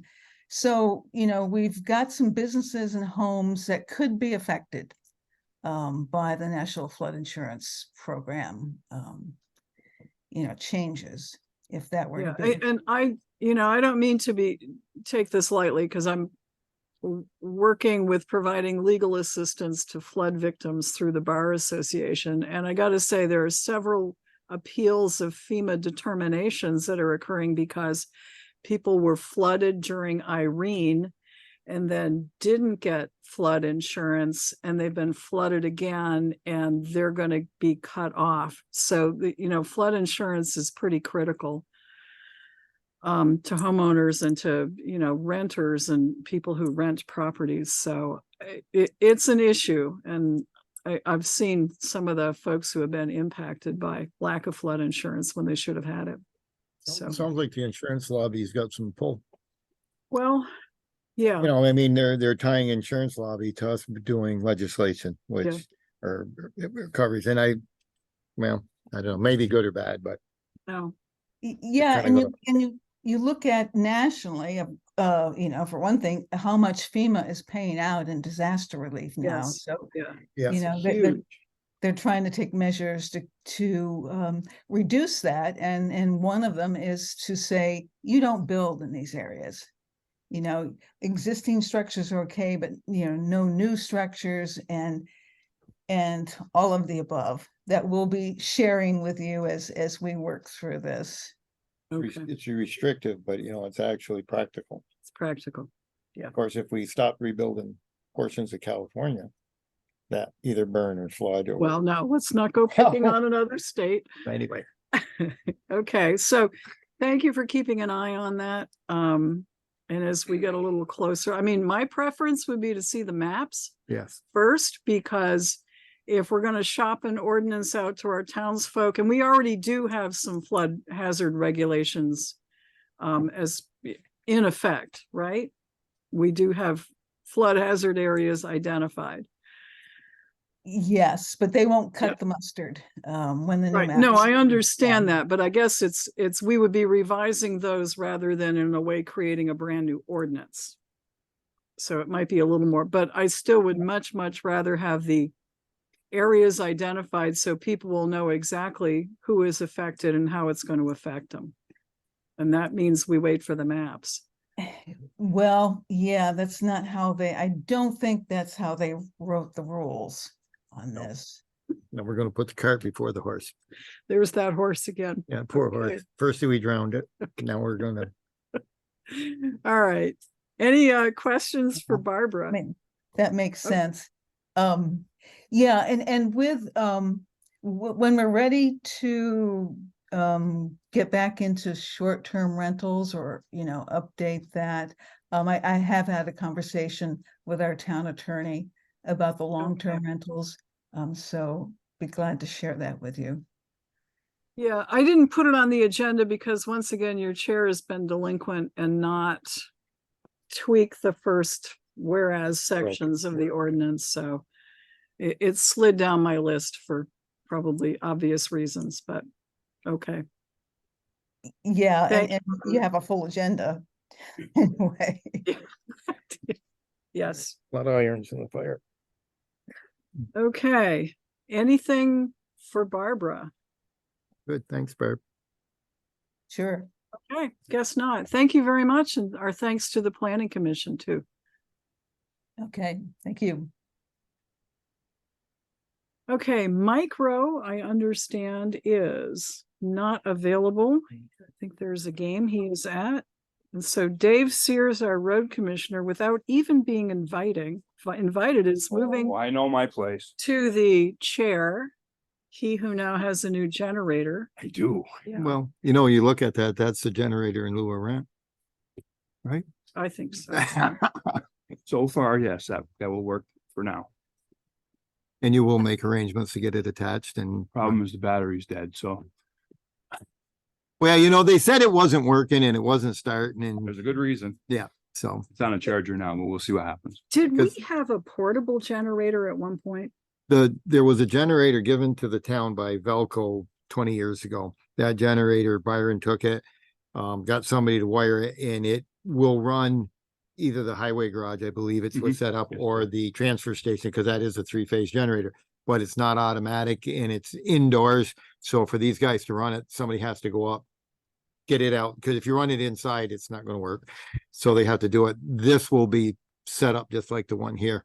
Okay, And I actually looked at that a few months ago, because the thing is loud like you don't even know. And we run it once a month just to run it. yeah, And we don't take it outside. We just leave it inside and run it. So I said, well, maybe we'll just put it outside and it'll be an outdoor generator. And I talked to some people and it's diesel. It doesn't have glow plugs. It doesn't have a block heater. It doesn't. So we'd have to build a building, heat the building just to make this thing usable in December so the fuel doesn't gel. And it was like, never mind. okay. The That was the portable one. Yeah, well, it's That- not, and it it's not was all that actually- portable. It's as big as this desk, but it was inside at Velco. Right. And there's a residential muffler. It spent its time at the farm, then it went to the fire station, and Byron didn't want the muffler. So the mufflers that, I think I still have the muffler at the farm, and there was a big set of shutters that went with it, because it was Mhm. inside there and they had it all done, but the one you have is automatic. Right. It's supposed to, there's a transfer switch, and that is one of the ones that's on our list of Right. that the company takes care of. Okay, So yeah. it'll Okay, just, good. it'll, Service twice a year. yeah, Um, good. they must have missed the battery. Go about it already. Yeah. But I don't know what was going on, but if you can just take care of getting it Yep. wired in where you want it, locate it where you want it, and get it done. I Okay. think it's perfect. Yeah, that worked out really nice. So in that vein, we spent a day moving out. And the fire department moved in last Wednesday night. Mhm. So far, so good. And we we gained from, we went over Thursday to get the doors. Cause we got our cold storage building out back, so we're gonna put a couple of the doors out back. Okay. And they had some office chairs they wanted to get rid of, and we went over there for an hour to pick up our doors and took about 3 truckloads of stuff back with us, so. Cause we're kind of pack rats and we don't like to throw stuff away. Dyer Road, Yeah, the barriers were moved. they were. So I was getting leaned on pretty good by GMP. Mhm. Because they have their 3-phase running down there, and if something goes bad, how are they gonna get down there? And so we pulled the barriers. Okay. And according to the stuff that we got from town council, we couldn't really have a quote unquote locked gate there anyway on Right. class 4. So until we do something else with it, it's gonna just have to be what it is. Sorry. Okay, so that, I did have that on my list to ask about, and that is, I think the highway committee's recommend is that we just give up that as a town road, so we need to start the process, Bill. I reached out to Kevin, I have not heard back yet. Okay, yeah, he was doing other stuff today. So, I got a list for him. there is a process, we have to warn it, we have to have a site visit, so let's, I think we gotta notify the landowner. I think we gotta notify the landowner and, You might be interested. yeah. And, he and I might- think that that's They going might to be. generate conversation, which Yes, hopefully is part of the process of throwing the road up was this gentleman wants, and didn't seem to want to give anything, so we're giving up the road. Yep. So we will hear from him. okay, so, So we went down and picked up those barriers that day, and then we had right at lunchtime, we had a large portion of a maple tree fell out of the sky on Quarterline Road. It seems like I don't go to Quarterline Road, then I can't leave Quarterline Road. It's just crazy. So it was a limb, but it was that big. It's huge. Okay. So that was fun. We did clean up a tree for Mike on one of his bike paths. He had a leaner uprooted, took care of that. Did some stop bar painting on, we did Simon's, Flory Heights, Barrett Hill and Campbell Road, Quarterline and Travis Terrace, did all the stop bars there one day. I got that out of the way. We burned the brush at the transfer station the other day. Yesterday we did some work on the Kenworth truck to get that ready for. did you get a permit from the fire warden to burn the, I did. Okay. I do. okay, good, thank you, Been pretty consistent about it. good. And on a fun note, we have the winners of the Name the Truck.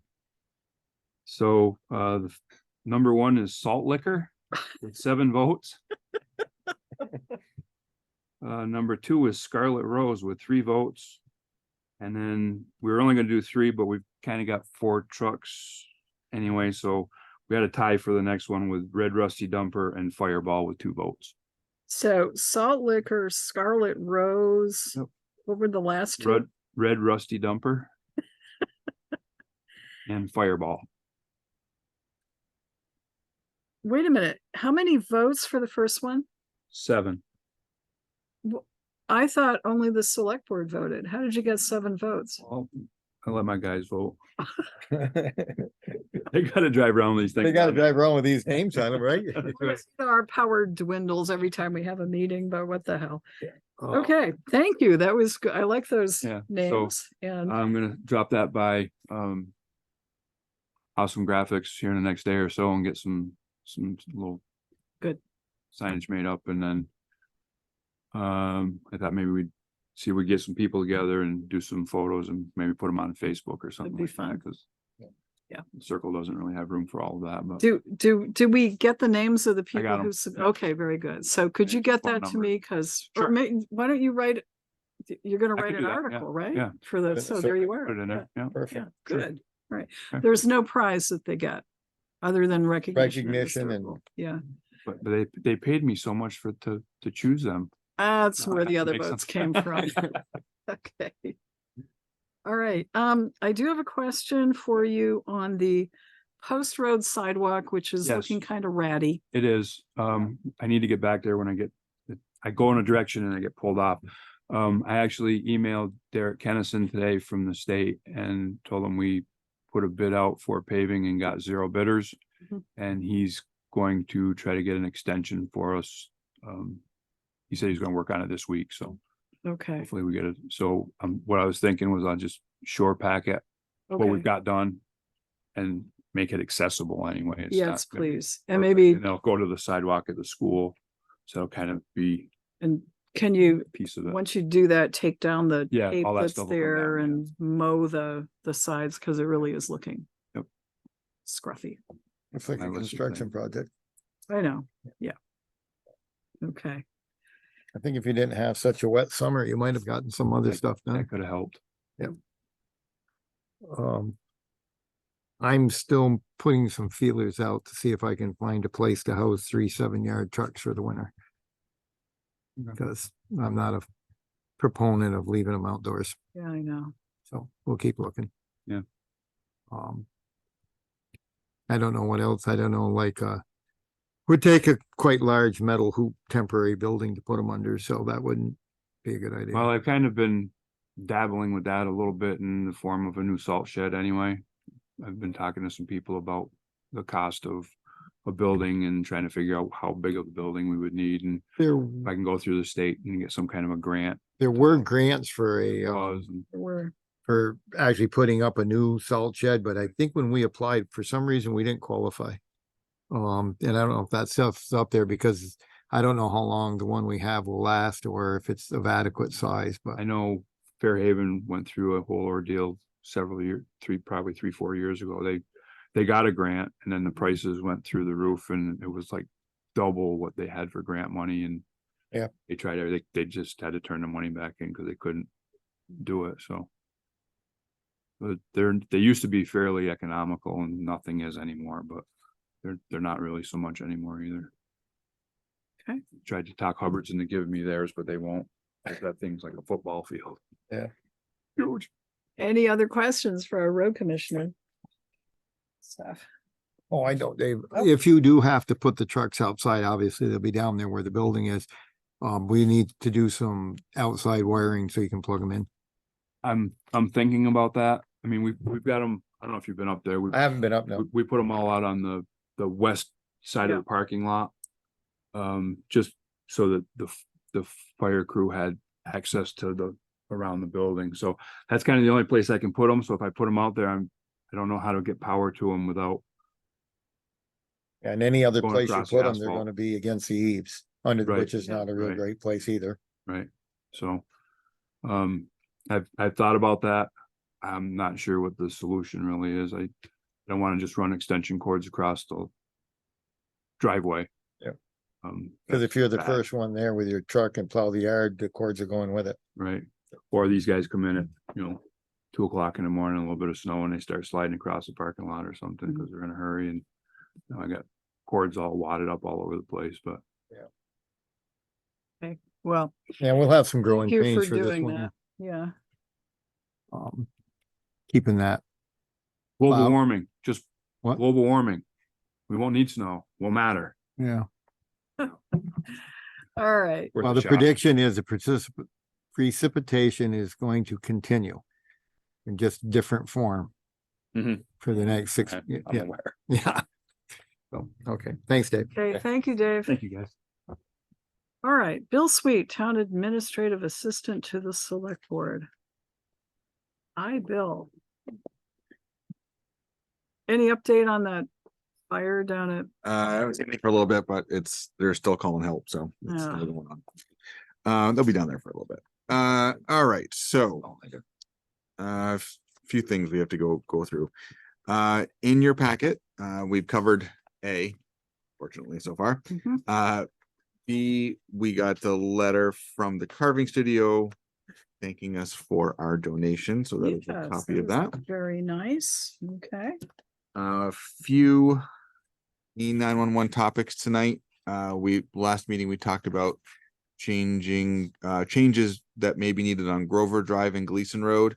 As an example, this is a letter that I sent to a property owner after discussing it with them, and this is basically what the letter would look like, when we tell people when we have to make a change, this is what it would look like. So this is not a letter you actually sent? This is, or- this is an actual change that's happened, yes. But he hasn't So, sent it. Oh, I have this- sent it, yes, so this is done. one has Th- been This, sent, this, but it this is a wasn't- separate, this was a separate issue. This was a one-off issue that we were able to relatively easily fix. Talk So- with property owners like that, we know we did this we did this in coordination with them. they But weren't this is an cons- example of how we notify people of the change. They weren't concerned about the timeline here because it seemed pretty short. That's typically what they are. The state says usually give them 3 or 4 weeks to make notification, then we got them to make the change. So in some cases we can do them if it's a bigger change. The timeline is up to us. They put a timer on the change and just change it all at once. So depending upon the scope of it, the timing is flexible. So, but this is an example of a letter that was sent representing that kind of change. D is an grant opportunity for a park and ride. If we want to install one, we are one here. We don't have any other ones, but if they're looking for other ones, but this is just an opportunity that's out there. I don't know if it's anything we're interested. It is a 20% match. I'm not sure we have anything left to be able to match it with at this point. So Right, I think that's correct. And we have one here. we are one here. yes. Actually, I mentioned that we also have mentioned it at Rotary, a safe Yes. exchange place Yes. out here. So if people, it came up in the context of somebody who's selling something on eBay and Yep. needed a neutral place to meet with a prospective buyer. So I mentioned this place out here. When we first established that several years ago, that was one of the things we put on social media, and it ended up with something like 11,000 views. Like just that information about that. It was actually like one of the biggest we've ever had. So, Wow. but it is a great thing, and that idea came from Barry. They did that. So yeah, no, that works out. It worked out really nice. It's a nice thing to have. Good. So E and F are, and it is Grover Drive. I put Grove, it's Grover Drive. E and F are the examples of the issues that are there. So when you look at the E is Gleason Road, the ones that are in yellow are ones that should be changed to get sequencing closer. The ones in red are much farther off and to their opinion need to be changed. Yeah. So the problem is for Gleason Road and Grover Drive is they were done incorrectly when they were done first. So it's an issue that unfortunately when it was done, it was not done correctly. So what's the state telling us? the ones for Gleason Road, the ones in red should change. And if we're doing that, we should change the ones in yellow because the changing the ones in red because they're wrong messes with the sequence, which is out of line anyway. So he had said that if we're changing the ones in red, we should change the ones in yellow. They're not absolute, but it would be for consistency, which is the idea is they should, that's what should change. You got a couple that are right. There's a couple that, yep, there's the ones with the check marks Yeah. Right. what are don't those? need to change. Those are accurate. That cute. Wow. And why Grover Drive's all green? Why is that? Well, he just did separate for the maps on whatever color he chose when he did them for me. Grover Drive those are the numbers, and then attached also behind it was the list of what he had said. So the ones in light green on your 2-page summary, those don't need to be changed. The ones in yellow are okay-ish. Orange, we should consider it. Light red, getting worse, and dark red, he said are which is the there's on the second page there's 6 of them that need to change. And then there's some questions on driveways and some other ones that are we need to go out to do some physical, like some actual like eyes on. But So on a Grover map, what is this telling us then? On the Yeah, Grover right. map, the numbers that are on the map are what they should be. There are whole kinds of numbers on the map. So Yep. green ones So are the there are Green red- ones would, if So they're we, all wrong. if we fixed Grover Drive, the green ones are what their addresses would be. And in some cases, they're off by every number is 5.28 feet.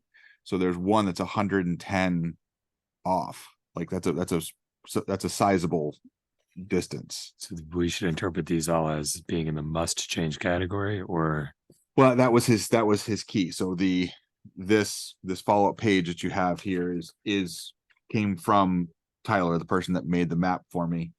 And those are his explanations of the color. So some of them don't need to change. There's actually are some that are correct. which color? Yeah, right. I don't get What it. colors are we looking at on here? So he didn't color code the map to match his key. Right. But the numbers, so there's a current list, so there's a current number list and an ideal number list. Mhm. Those are the ones that correspond to the map. So for Okay. example, Okay. current 48, which is the bottom left-hand corner on the map, should be 52. It's off by 21 feet. So if you're gonna do it, you just would probably do the whole. You would thing, start, right? yeah, I mean, it really, Start your measurement from the and intersection. the same thing, if we change some and not others, the sequence becomes off and a house with different numbers will be in different places and it creates a problem. So I know we've changed some, here and there, but this is Yes. like a whole neighborhood. this has been an issue basically since they connected the road around back, which has been quite a while. Yeah. It never got fixed. It's because of the way the neighborhood was created, and I mean, all I can speak of is what it is now. What the thinking then I can't speak to. So if that was anticipated, they could have numbered it this way to anticipate it, but there weren't as many houses, there weren't as many driveways, but that could have been factored into it. So it's a pretty substantial number of issues. These two issues represent most of the problems in the town. What's your pleasure, select board? Well, I think for safety's sake, we have to change it. I just don't know exactly. I mean, there's a lot of residents here that are going to be getting letters. And this, That, how exactly does this impact first responders? So if for example, you see like 736 at the top, kind of top middle there, Mhm. where it says 846, like the numbers are off. So it's supposed to be every 5.28 feet. So number 1000 would be 5,280 feet. It's a mile from the intersection. So it's literally how we figure out how far away we are till we get to the place we're supposed to be going. If the numbers are wrong, then it's Literally calculating that out to Yes. apply your driving. Yes. it's, yeah. Is It it can be. automatic? it can be. If you're going to an unknown location, then you know roughly where you're going. And in the fire department will have the least problems because they this PD and ambulances have a lot more because everybody's using the same system. You're driving up an unknown road and you get a house number of 700 and you automatically assume you're roughly 3/4 of a mile. And then you get to the location and it's not there. And then you start looking, now you're wasting time Because looking every 1,000 is a mile. every Yeah. 1,000 a mile. So like on Grove Street, there's the last one I think is up in the 2000s. So Yeah. it's roughly 2 miles from the bridge and it's at every 5.2. I had to explain this to a lady. We went to a house, I can remember going, and the number was supposed to be like, I forgot exactly what it was, and they had the original lot number, and we ended up 2 houses away from the one that had the fire, because you go by the number that's, that was just the wrong posted number. And the lady insisted that that was her number, and we tried to explain, and then she came to a board meeting, and we went round and round and round and round with her, that was the original lot number. That's not your address. So in a life and death situation, it can be critical. 100 feet off, or you stop. I know that But don't people say, Hi, fire department. I have a fire at my house. My address is 731 Creek Road. Don't they drive and look for the number on the mailbox or the whatever on the You may, building? yeah, most of the time. So- Yeah, Yes. but if you start letting it slip, then the system goes down the drain. They're also in our ordinance, which does address addressing. There is a requirement for the letters, actually the format of the letters, like the characteristics of how big they're supposed to be, like it's in the ordinance to make sure they are visible. Yeah. And there's plenty that don't meet it, but it's one of those things is, it's not a problem until it's a problem. So, And it's too late. and there is no doubt about it. It's an inconvenience. It's the biggest drawback is the inconvenience changing your address, and Yes. there is no question. It's an inconvenience. I wish it was done. It's been talked about for a long time. And now that basically the lots have been sold, there really won't be any more changes coming up. So the only other way to do it is potentially as they're sold, but that could take forever. So So I'd like to see us go forward. I think we gotta generate a letter. I don't know if you wanna do one development at a time or you wanna do them both I can easily do a mailing to each group of people, or and just do 'em. explain that, and we can, kind of, I like deferring some of the responsibility to the state E11 board that they recommend this change be done for the safety and consistency in the town, because that to me is important. so Bill, If we don't change them, then we're part of the inconsistency, and I don't like that. And I guess that's the firefighter and me talking, not the. So select board member. that's a motion, right? Yeah, I would make a motion that we Okay. pursue this. I think what we need to do is, and this is where I think we can help a little bit, is give folks some time to do this. There's probably rules that say it's got to be done within X number. But I think if we ask folks, this is what your new number is going to be, and you need to be in compliance within 3 months. we could send a letter saying, exactly, we could say starting July 1st, this is your number. So the timeline is negotiable. There's not like a hard and I fast. don't think, They recommend 3 to 4 weeks so it doesn't hang out there. But with this kind of change, it would absolutely be, we could say like, as of July 1st, this is what it's going to be. So there is some flexibility in that, sure. and the only drawback to giving people more time is the ones that change their numbers Yes. Yeah. right off. And then there may be some duplicate numbers out there for a while till we get. Yeah, well, it can't be up to them as to when they do. No. I think shorter is better, but not, I think that if we implement this has to take place by the first of the year. All right. So that's part of your motion? Yep, that we send letters to the affected parties, notifying them of a error in their numbering through the 911 system. Corrected numbers will be provided. And compliance is Don't they- January 1st, 2024. Okay, motion's made. Is there a second? Second. Second. Motion's made and second. I think Sharon was seconding too. Okay, and the letter has both the old and the new number. Yes, so And essentially, one other thing.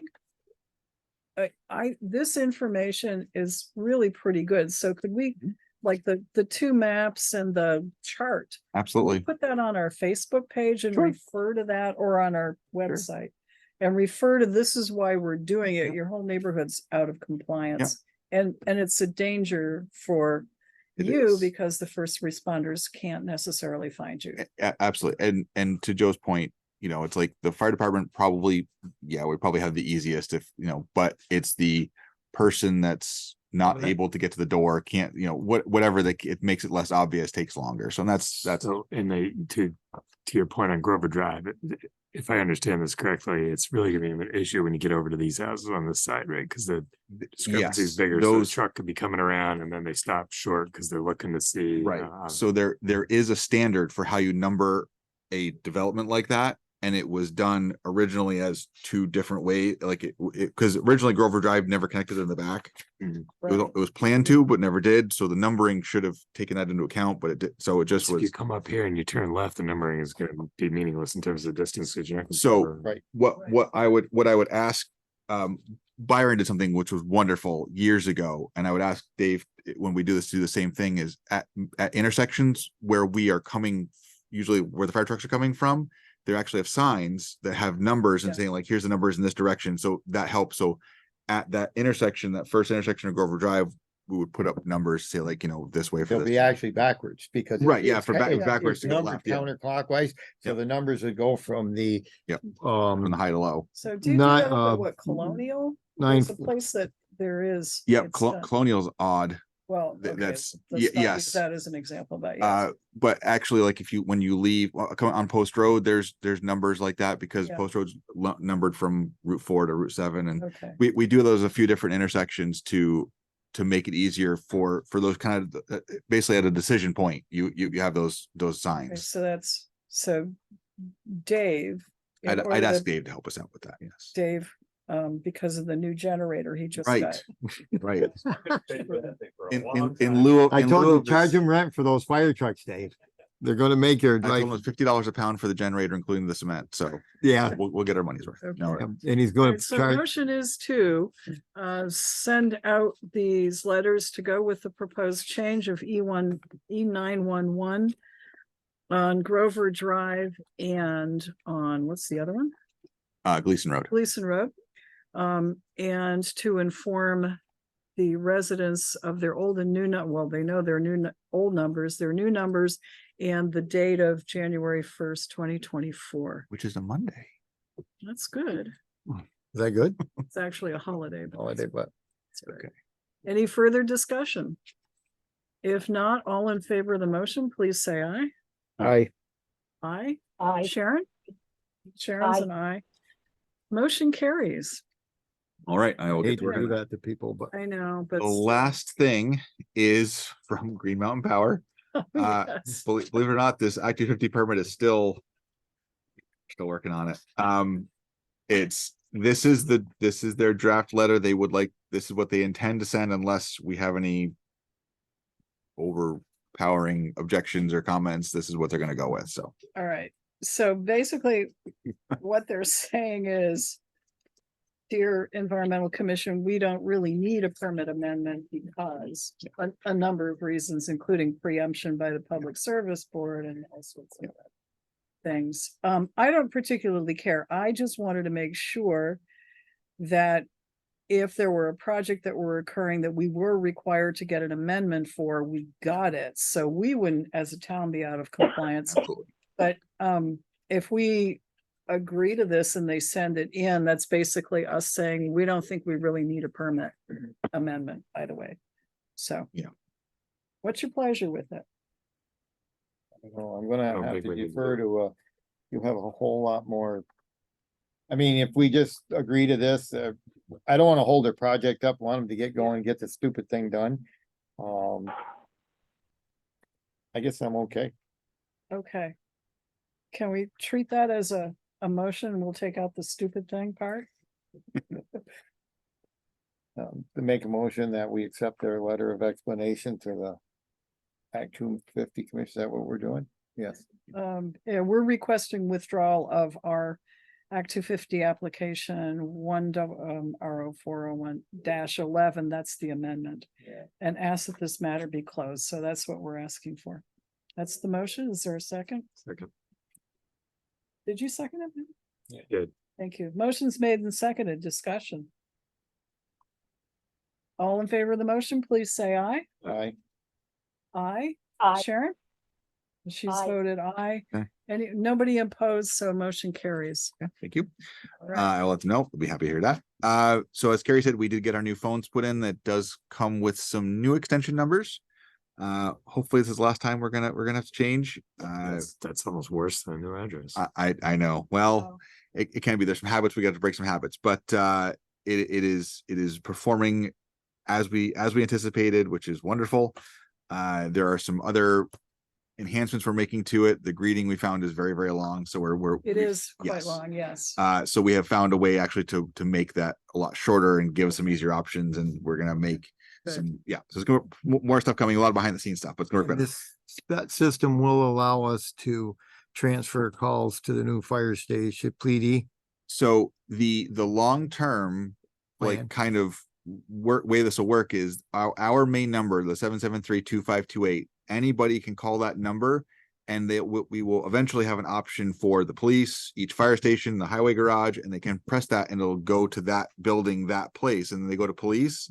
It'll say, okay, do you want the police chief? Do you want the admin? And it'll ring their phone, and they can all do that from a single number. So What I it's going to thought was make one of the things a advantages. lot easier to manage. Every phone also has a direct number, which does not bypass the voicemail system anymore, which was a big problem before. Call waiting works. Wow. Call waiting ID works. Like it's great. It's really, really nice. That's why nobody's been answering my calls. Caller ID does work. There you go, Mary. So we're doing a lot more enhancements in the background to make it easier, but so far it's been great. Budgets. Yes. I asked Carrie the other day, we gotta get some clean budget sheets and send them around, because it's actually like almost that Yeah.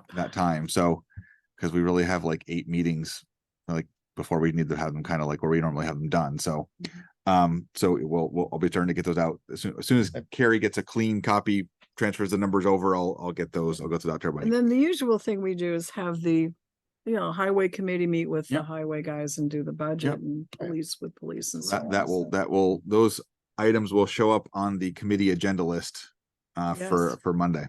Yep. And the last thing, I've been working on some forms online to make things easier for people to submit. So there'll be options for the traditional like fill in and print application or permit and bring it in, or online ones. We're gonna have some rec forms pretty soon.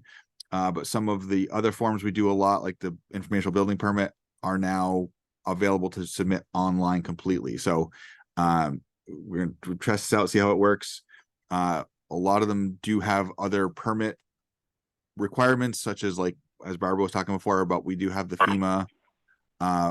We have a flood hazard mitigation ordinance and permit in there. So some of that does require, and that does get a little more labor intensive when it is required. So we're gonna see how that goes, but we're hoping to make things easier for people to get things in and where they need to be. So that is everything I have. All right. Questions for Bill? No, I want to thank him for staying though. Because he really wants to be. I want to be somewhere else. He wants to be in Down North in Clarendon. It's okay. Oh, of course he does. Right. And Yes. that's a Yep. tremendous Yeah. sacrifice to be Right. here. I appreciate it. All right. All right. Yes. Thank you. I think they'll make it without me this time. It's okay. Any other questions or comments for Bill? All right, let's All take a look at, thank you, Bill. Rest of our agenda, I don't believe there were any committee meetings. We did have the site visit, which we touched on earlier. Select board project list, well, the big one we've been working on is the public safety building, so. Any other that anyone wants to mention? Have we successfully commented on, oh, never mind. That was something else. Okay. I'm ahead of you. Okay, under action needed, we did do the COTS contract. The Cortina Inn site visit. And I think Did we that, talk about that enough? I I think, think we probably need an executive session. yeah, you for- said that you wanted yeah, to do that. Yep. Yeah. The board to discuss financing options for public safety building. Carrie and I went over that. But that should show up on we need to keep that coming because we will eventually have to make a decision. We will have to go out to banks and see what they have. We'll need to decide whether to go to the bond bank or. I think as when soon and as so we got a semi-firm number Yeah. in that pay on down the schedule. schedule. Yeah, I yes. think we'll be good on that. Okay. Yep. Board to set meeting to review public safety building plans. I think the sense was we're piecing it a little bit. JP is going to make sure the chiefs know and have input and know what's going on. with the innards, and everyone should be looking for opportunities to find grants or low interest loans to pay for things. Okay. Any other new items? Good. Anybody?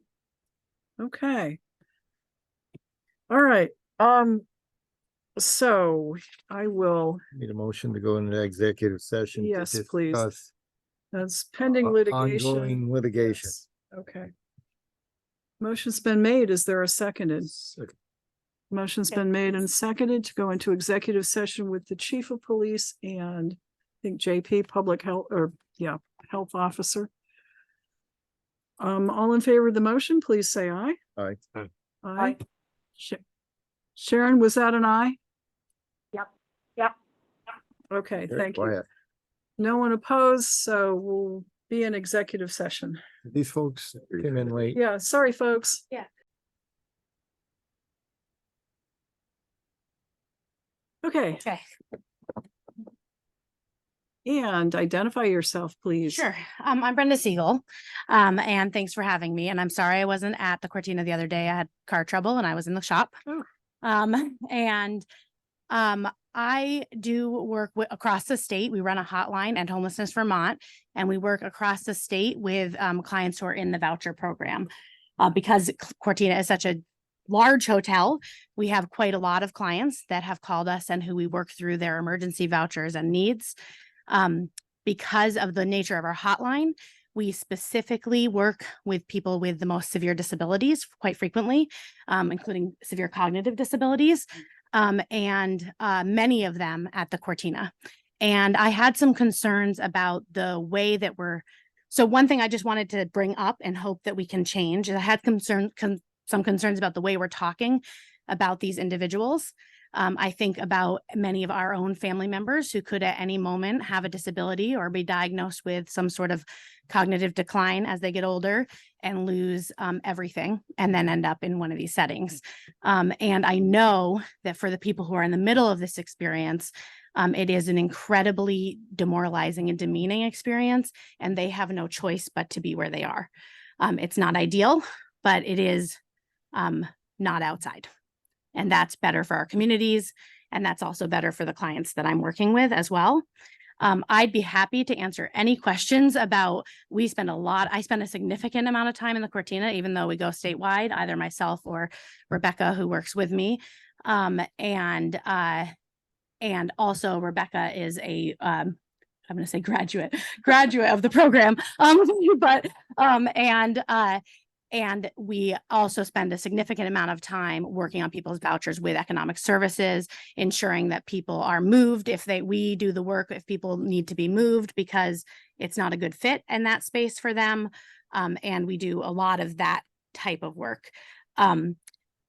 I just want to counter, not 90% of the people in the Cortina are bad and 10% are good, as I did hear the chief say at one point. I think it was the opposite. That's not what he Yeah, said. we didn't. That's not that was not exactly. No, Okay. no. Okay. So I'm sorry if I misunderstood you. I have deeply 10% are bad and 90% are good. Okay. Well, I don't think of anybody as bad. Obviously, the work I do does not really, but that is a better to hear than the opposite, which is what I did here. So I apologize. But I do want to say just really strongly and clearly that it's really hard for individuals to be in that situation. And it is when they hear the community and specifically having that event at the Cortina, they feel demoralized. They call our hotline.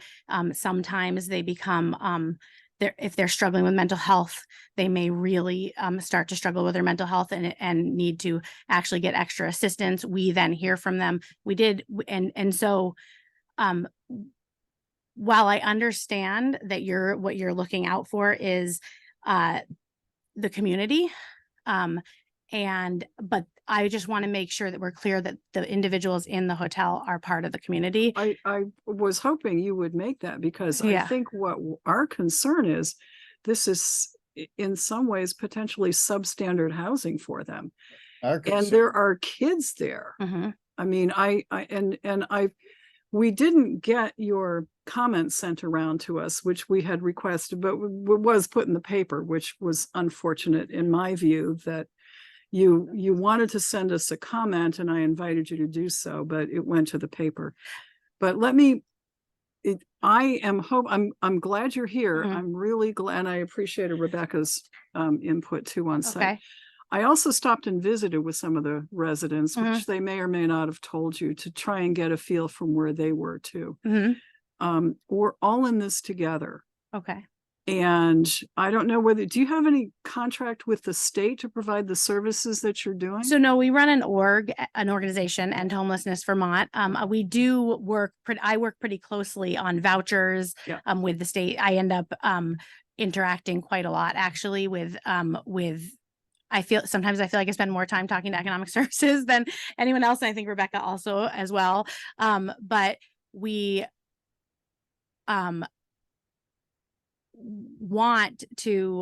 want people to be in healthy, safe housing. Yes. As a low income single mom, I have lived in Yes. apartments that are definitely substandard housing. And I have lost my housing in Tropical Storm Irene, and my son and I spent 18 months not outside, but without housing. And my son is now 21, but we were solidly housed for 10 years after Tropical Storm Irene. But I think sometimes people misunderstand what low income people live in the first place. Well, you Yeah. missed the first part when Okay. we were talking with the Cortina. Right, I did. About the deficiencies Mhm. that we were finding, from the doors that weren't secure to the the improvements we were looking for them to make. And we want safe housing, Mhm. but we also want an endpoint, because our police department can't cover this. Mhm. We just can't cover it anymore. And these folks have made a commitment. They made a commitment to stop housing folks there on March 31st. And they're still there. Mhm. And they're still there. So we're trying to get them to make sure their facility is compliant and provides safe housing. We're trying to find out how many kids are there. And there's a lot more than what we thought. Do you know, by the way? I cannot remember the exact number in my head right now, but yeah, Well, they're one report says 81 in there. In there in that letter. I that believe was- it's more than that though. I believe it's more than that. So we got a ton of issues there. And I'm hoping that in addition to the good work you're doing, providing vouchers and advocating that way, you're also advocating for the appropriate changes within that building to help the folks who are living there. So I, of course, want all of the housing to be, when something is highlighted to us, we always do go to the staff at the Cortina and say, hey, we just found out that this is happening in this room. Can you help us with that? They're frequently very responsive at those moments. And for us, and we know what we worry about. And I want to say this, I guess, is that there is no option for 150 people that are in 150 households that are in those rooms.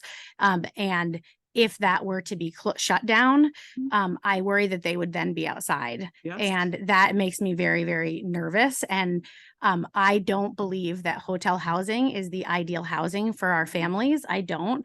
I'm working very hard also in the background on what we can do for both transitional and permanent housing for families instead. We want there to be a transition. We have good transitional housing on a project on the north end of town. And we're trying to get the state, and maybe you can help us advocate with the state to set up more of those units so that people do have a place to go and they, pick up the skills and the wraparound services they need right there, so that they can move on to a better place. So what we're advocating for outside of the Cortina is a housing first model, which means that you get housing first, that you get housing no matter what, not unconditional. However, the services are there, because what the data tells us is that services that are not required but are available are more utilized than services that are required as a condition of housing. I know that sounds strange and backwards. Counterintuitive, Yeah, counterintuitive, but it is how it appears to work across the country, and it's the models that have worked the best. Do you have a question? So to pick up on that point, assuming that these folks are going to remain there, or these folks are different folks, this program is going to continue for indefinitely. what would It's not my you, hope. well, okay, at least through April, and I would not be surprised if we're then looking at any further extensions, but whatever the case may be. Are there suggestions that you would make to improve the way that's being run right now, for the next, 6, 8, 10 months? So there in this area, there are not quite as many services in some ways available around housing as there are in some places like Chittenden County, right? And in Washington County, we've come run into the same problem in some other areas as well. And so one of the things that the reason that we've been picking up a lot of slack here in Rutland is because of that. And one of the things that's really needed is more of those, like Mary was saying, more of those wraparound services available. But also I would say that creating more and I'm not saying you're not creating welcoming community, but going out of our way to create welcoming community so that the people that are in the Cortina have more comfort in becoming part of the community, because we know that community is how people who are struggling then actually are able to rise. And so there are I don't believe that the hotel program is isolating because the folks have community within themselves. However, I do think that there is some isolation from the greater community in the way that we kind of used to shove people who are poor off into their own spaces as well. It could also be because they're in a motel that was never intended to house people who need housing. Right. Yeah. But so in Oregon, I know this is a strange, but in Oregon, there was they did a similar program, but we didn't already have it because it wasn't during COVID. They didn't already have the program going. They put people in for shelter, and then they transitioned the hotel into permanent housing, which gave people automatic entry into housing, whether it's single room occupancies or smaller apartments. So that's one way that you can do that. But another way is to really allow the people who are in the program to have agency and have opportunities to speak up. So it's hard for them to, I respect that you were at the Cortina, but it's hard for people to feel strong enough to say anything that they want to about either what's going on in a program in the hotel with the state program. The Act 81 implementation is very challenging for the folks. I don't know how much you know about that, but the new law that happened during the veto session is a very challenging act to implement for those of us working on it and for the people in the hotel. And that is creating some emotional chaos for the participants as well. And so any ways that we can support them, I don't know if that's not very specific, but it's because there's a need for more harm reduction, more wraparound mental health support services, more ability for people to access them. And that just doesn't exist. And so that's a problem. Yeah. Sorry, I'm not supposed to call on you. 2 questions. I used to be a teacher.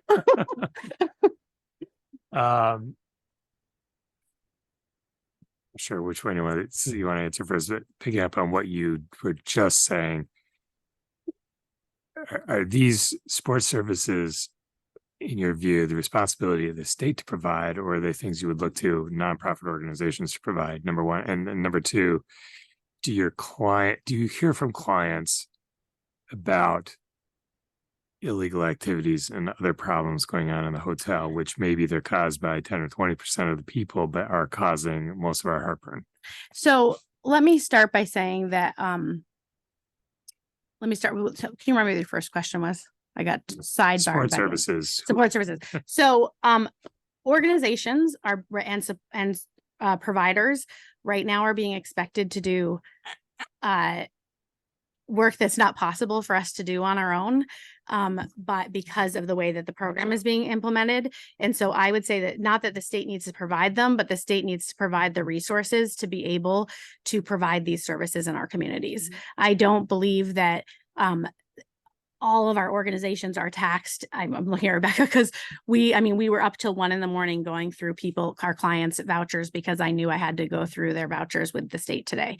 So I don't believe that those of us that are doing the work on the ground can offer much more than we are already offering. I think we're really being taxed without some support from the state. So I think that's one of the problems that is happening. And in terms of illegal activity, my other hat is I run on a national, I head up an overdose crisis research center. And I'm more actually, before I started working in housing, I'm more known for my overdose crisis work. They're in every community, as I'm sure you know, across our entire state, housed and unhoused, unsheltered and sheltered. There is a lot of people, especially in our state, experiencing substance use disorder, pretty severe substance use disorder. That's why we have the #1 overdose deaths in the country, increase in overdose deaths in the country. And we keep breaking our own records for the number of people that have died. My own family, I lost my brother in 1996 and his son in 2018, who I helped raise. And so is that happening everywhere, including in every community, on the street, in our hotels, in our houses? I would say yes.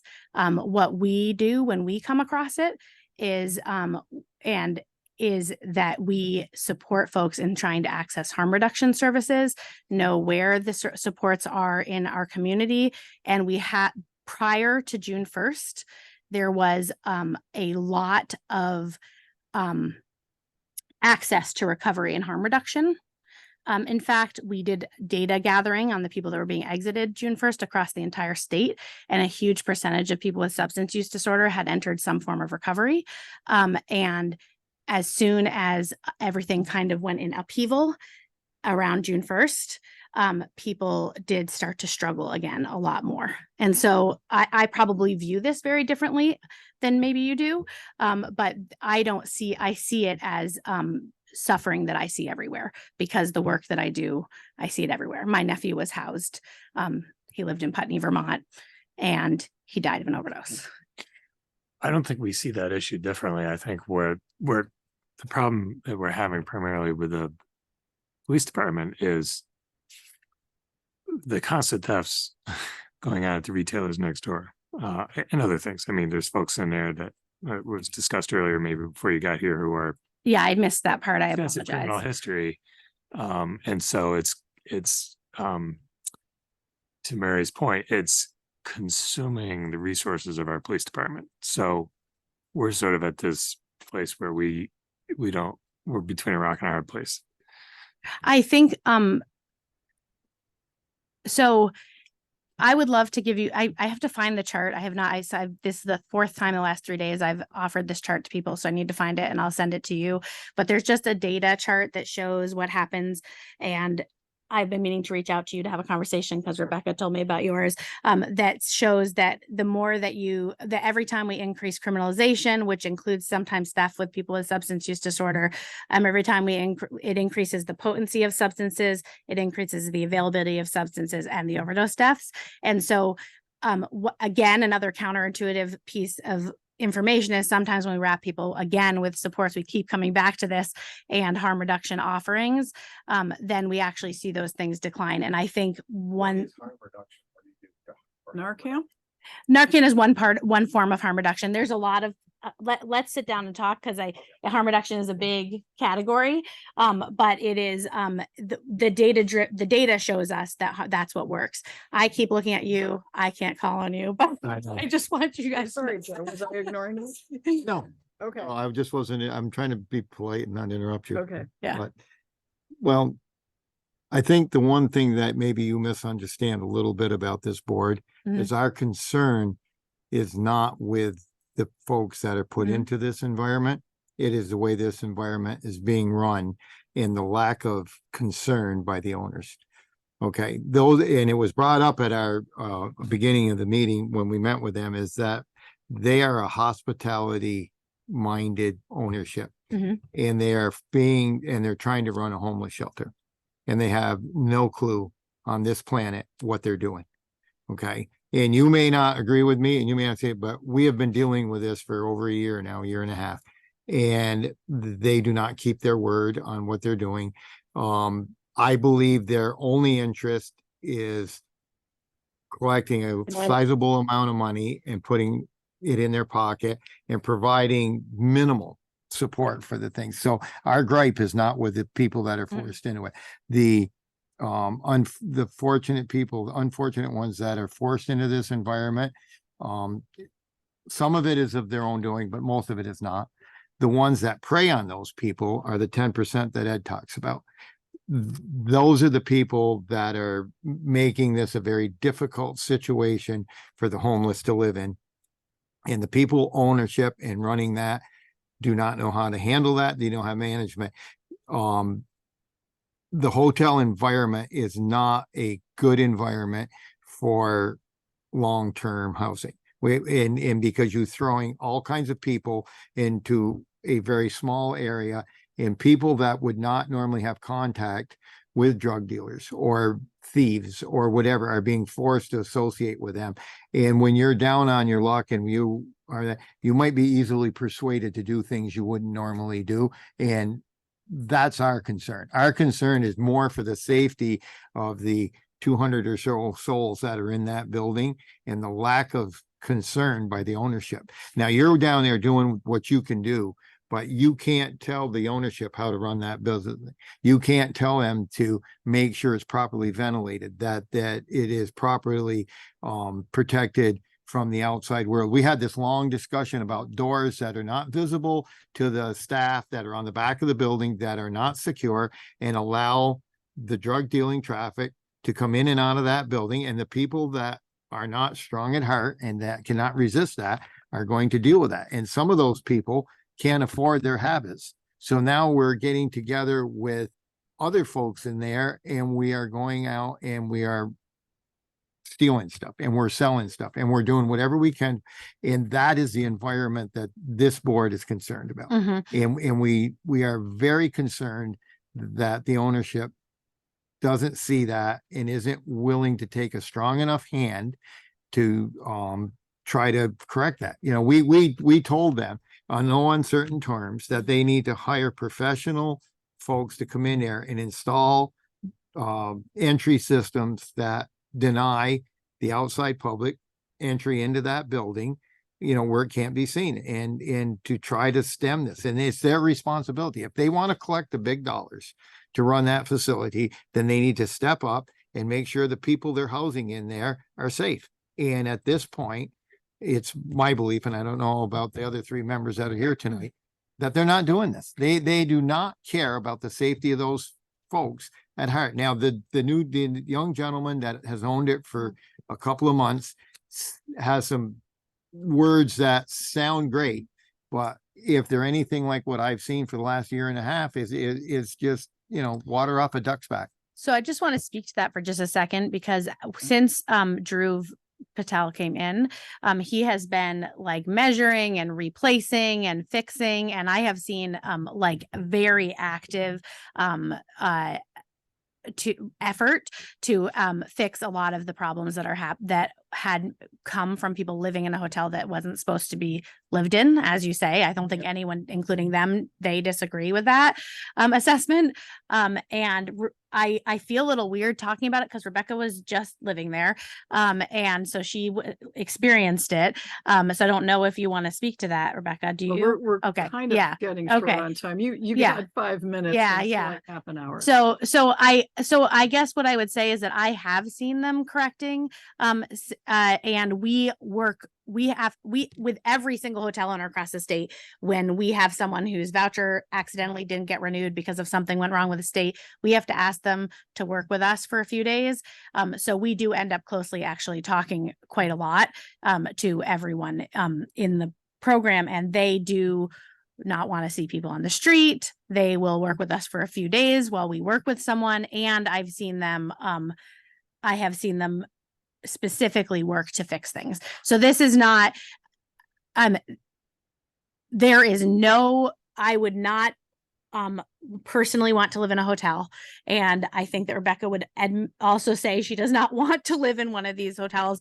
However, and she did. But I would say that what we're seeing is improvement that we're really, really excited about, because we think that that is going to make a better environment for people. Would you encourage your clients, the folks that you work with, to speak up, both to management and to our police department, to help us get a handle on what we know are the people down there who are dealing drugs and sex trafficking?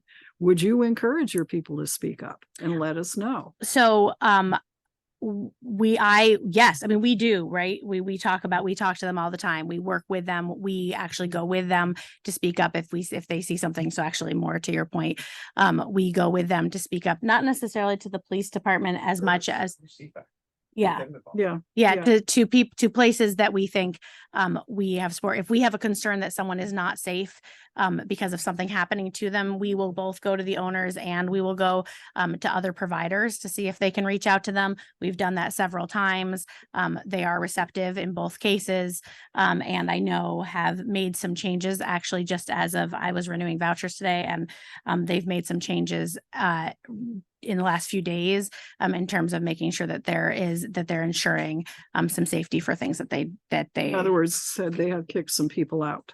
they have not renewed some vouchers, because that means that the people can, sometimes people move to a different environment and actually do really well, even if they weren't doing really well in that environment.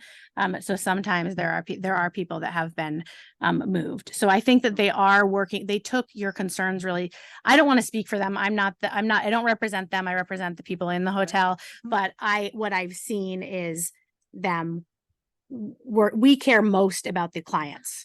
And so when they're really not safe, you're going to hear us speak up about it. And you probably have heard me speak up about it in recent years. But what I'm seeing right now is a real effort to make a real shift. And I've seen that across the board with them. Okay. Well, thank you for your insight.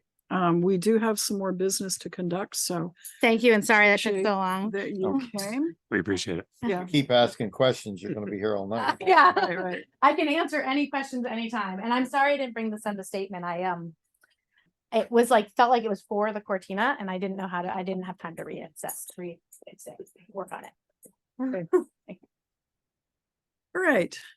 So if anybody needs to take a quick break, and then we'll come back into executive session.